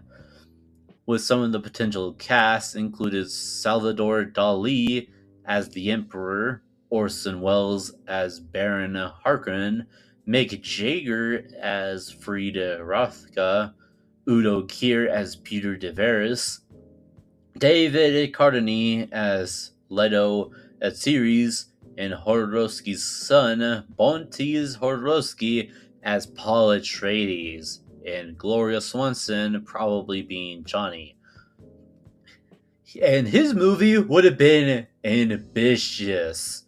How ambitious, you may ask? Well, it could have been 10 to 14 hours long, which by that standard is a long movie that hasn't been told by anything else. Yeah. However, because of the massive risk and Jodorowsky not being a well-known director, and also sci-fi wasn't a big thing at the time before Star Wars, the movie did not go far due to financing stuff. And sure, although Star Wars came out years later, there were some attempts to try to make a movie, which we would later get in the 1984 movie, but Jodorowsky's Dune would have been interesting, mainly because it would have included many naked people. Yeah. Anyway, I think that's all. You have proven yourself worthy, Mr. Lamations, but now we must give you one more thing. What is it? Is it something simple? Have an entire cinematic universe be mentioned? What kind of cinematic universe? Universal Dark Universe. Okay. After the release of the third Mummy movie, Tomb of the Dragon Emperor, Universal wanted to do something with their Universal Monster movies. Yeah, we got 2010's Wolfman and 2014's Dracula Untold, but in 2013, Universal hired a writer to make a rebooted Mummy. And then eventually it would snowball into the Dark Universe, a new cinematic universe about their Universal monsters, with Chris Morgan and Alex Kurtzman to oversee development for every movie. However, it ended when it started, with 2017's The Mummy. It was a critical and financial failure that immediately did not stay too long. Basically, they tried to make a cinematic universe and it really failed hard. So, let's discuss all of the things that could have been. First, there were the movies that were just mentioned by Alex Kurtzman when promoting The Mummy. Phantom of the Opera, The Hunchback, Dr. Jekyll and Mr. Hyde, which Russell Crowe would have reprised his role from, and Dracula. Then we get to the movies that actually got a little bit of progress made on them. There was Van Helsing, which began development as early as June of 2012, with Alex Kurtzman working on the first draft of the script, taking inspiration of The Dark Knight as an influence. 4 years later, in July of 2016, Eric Heisner and John Spahitz were hired to collaborate on the new draft of the script. Eric Heisner wrote many films like 2010's Nightmare on Elm Street, 2011's The Thing prequel, 2011's Final Destination 5, 2016's Arrival, and 2018's Bird Box, while John Spahitz would work on Prometheus, Doctor Strange, Passengers, Dune, and Dune Part 2 as a writer, which is surprising to say the least. And for who was playing Van Helsing, Universal Studios was planning to have Channing Tatum to be Van Helsing himself, after Tom Cruise initially considered to play the character prior to being cast as the Mummy. Next, there was The Wolfman, with a script being developed by Aaron Gudinowski. He wrote films like Contraband, Prisoners, and Pavilion. And for who would play Wolfman, they considered Dwayne Johnson for the Wolfman, which is surprising to say the least. There was Creature of the Black Lagoon, which was planned to be the third movie after The Mummy and Bride of Frankenstein. More on that in a second. And the script would have been written by Will Ball, who would write Gangster Squad, and would later write Aquaman, Bad Boys Ride or Die, and Beverly Hills Cop Axel F.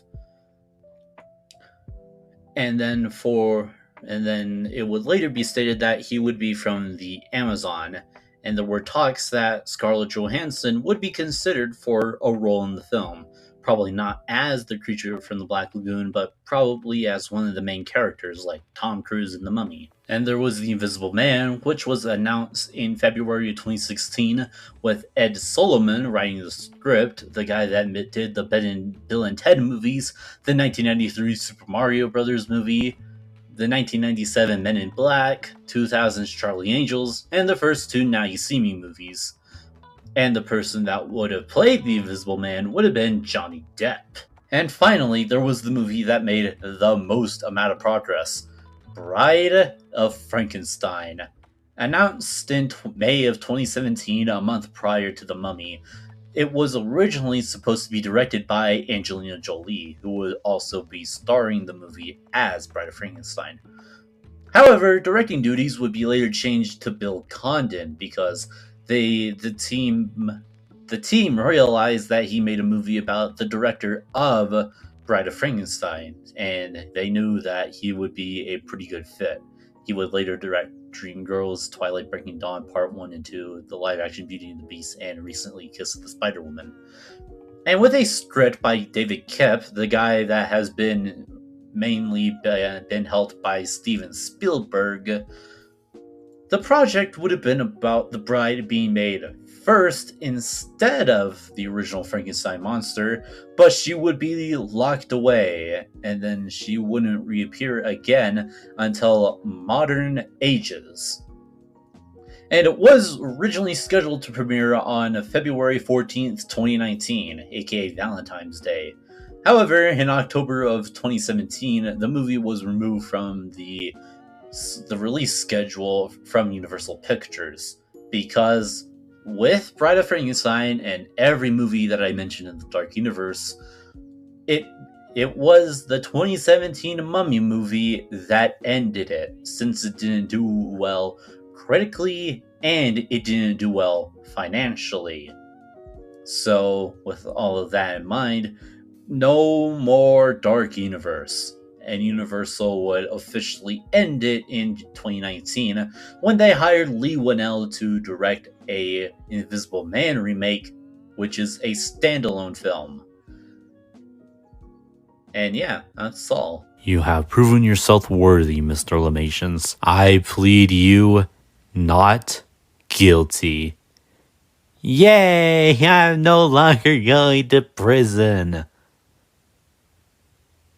How the fuck did that work? I don't know. But hey, I'm not going to jail. This is so stupid.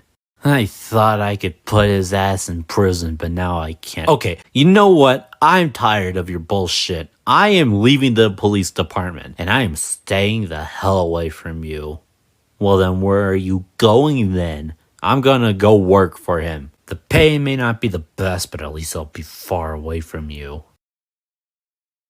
Oh, you poor little man. You have no idea what you just started.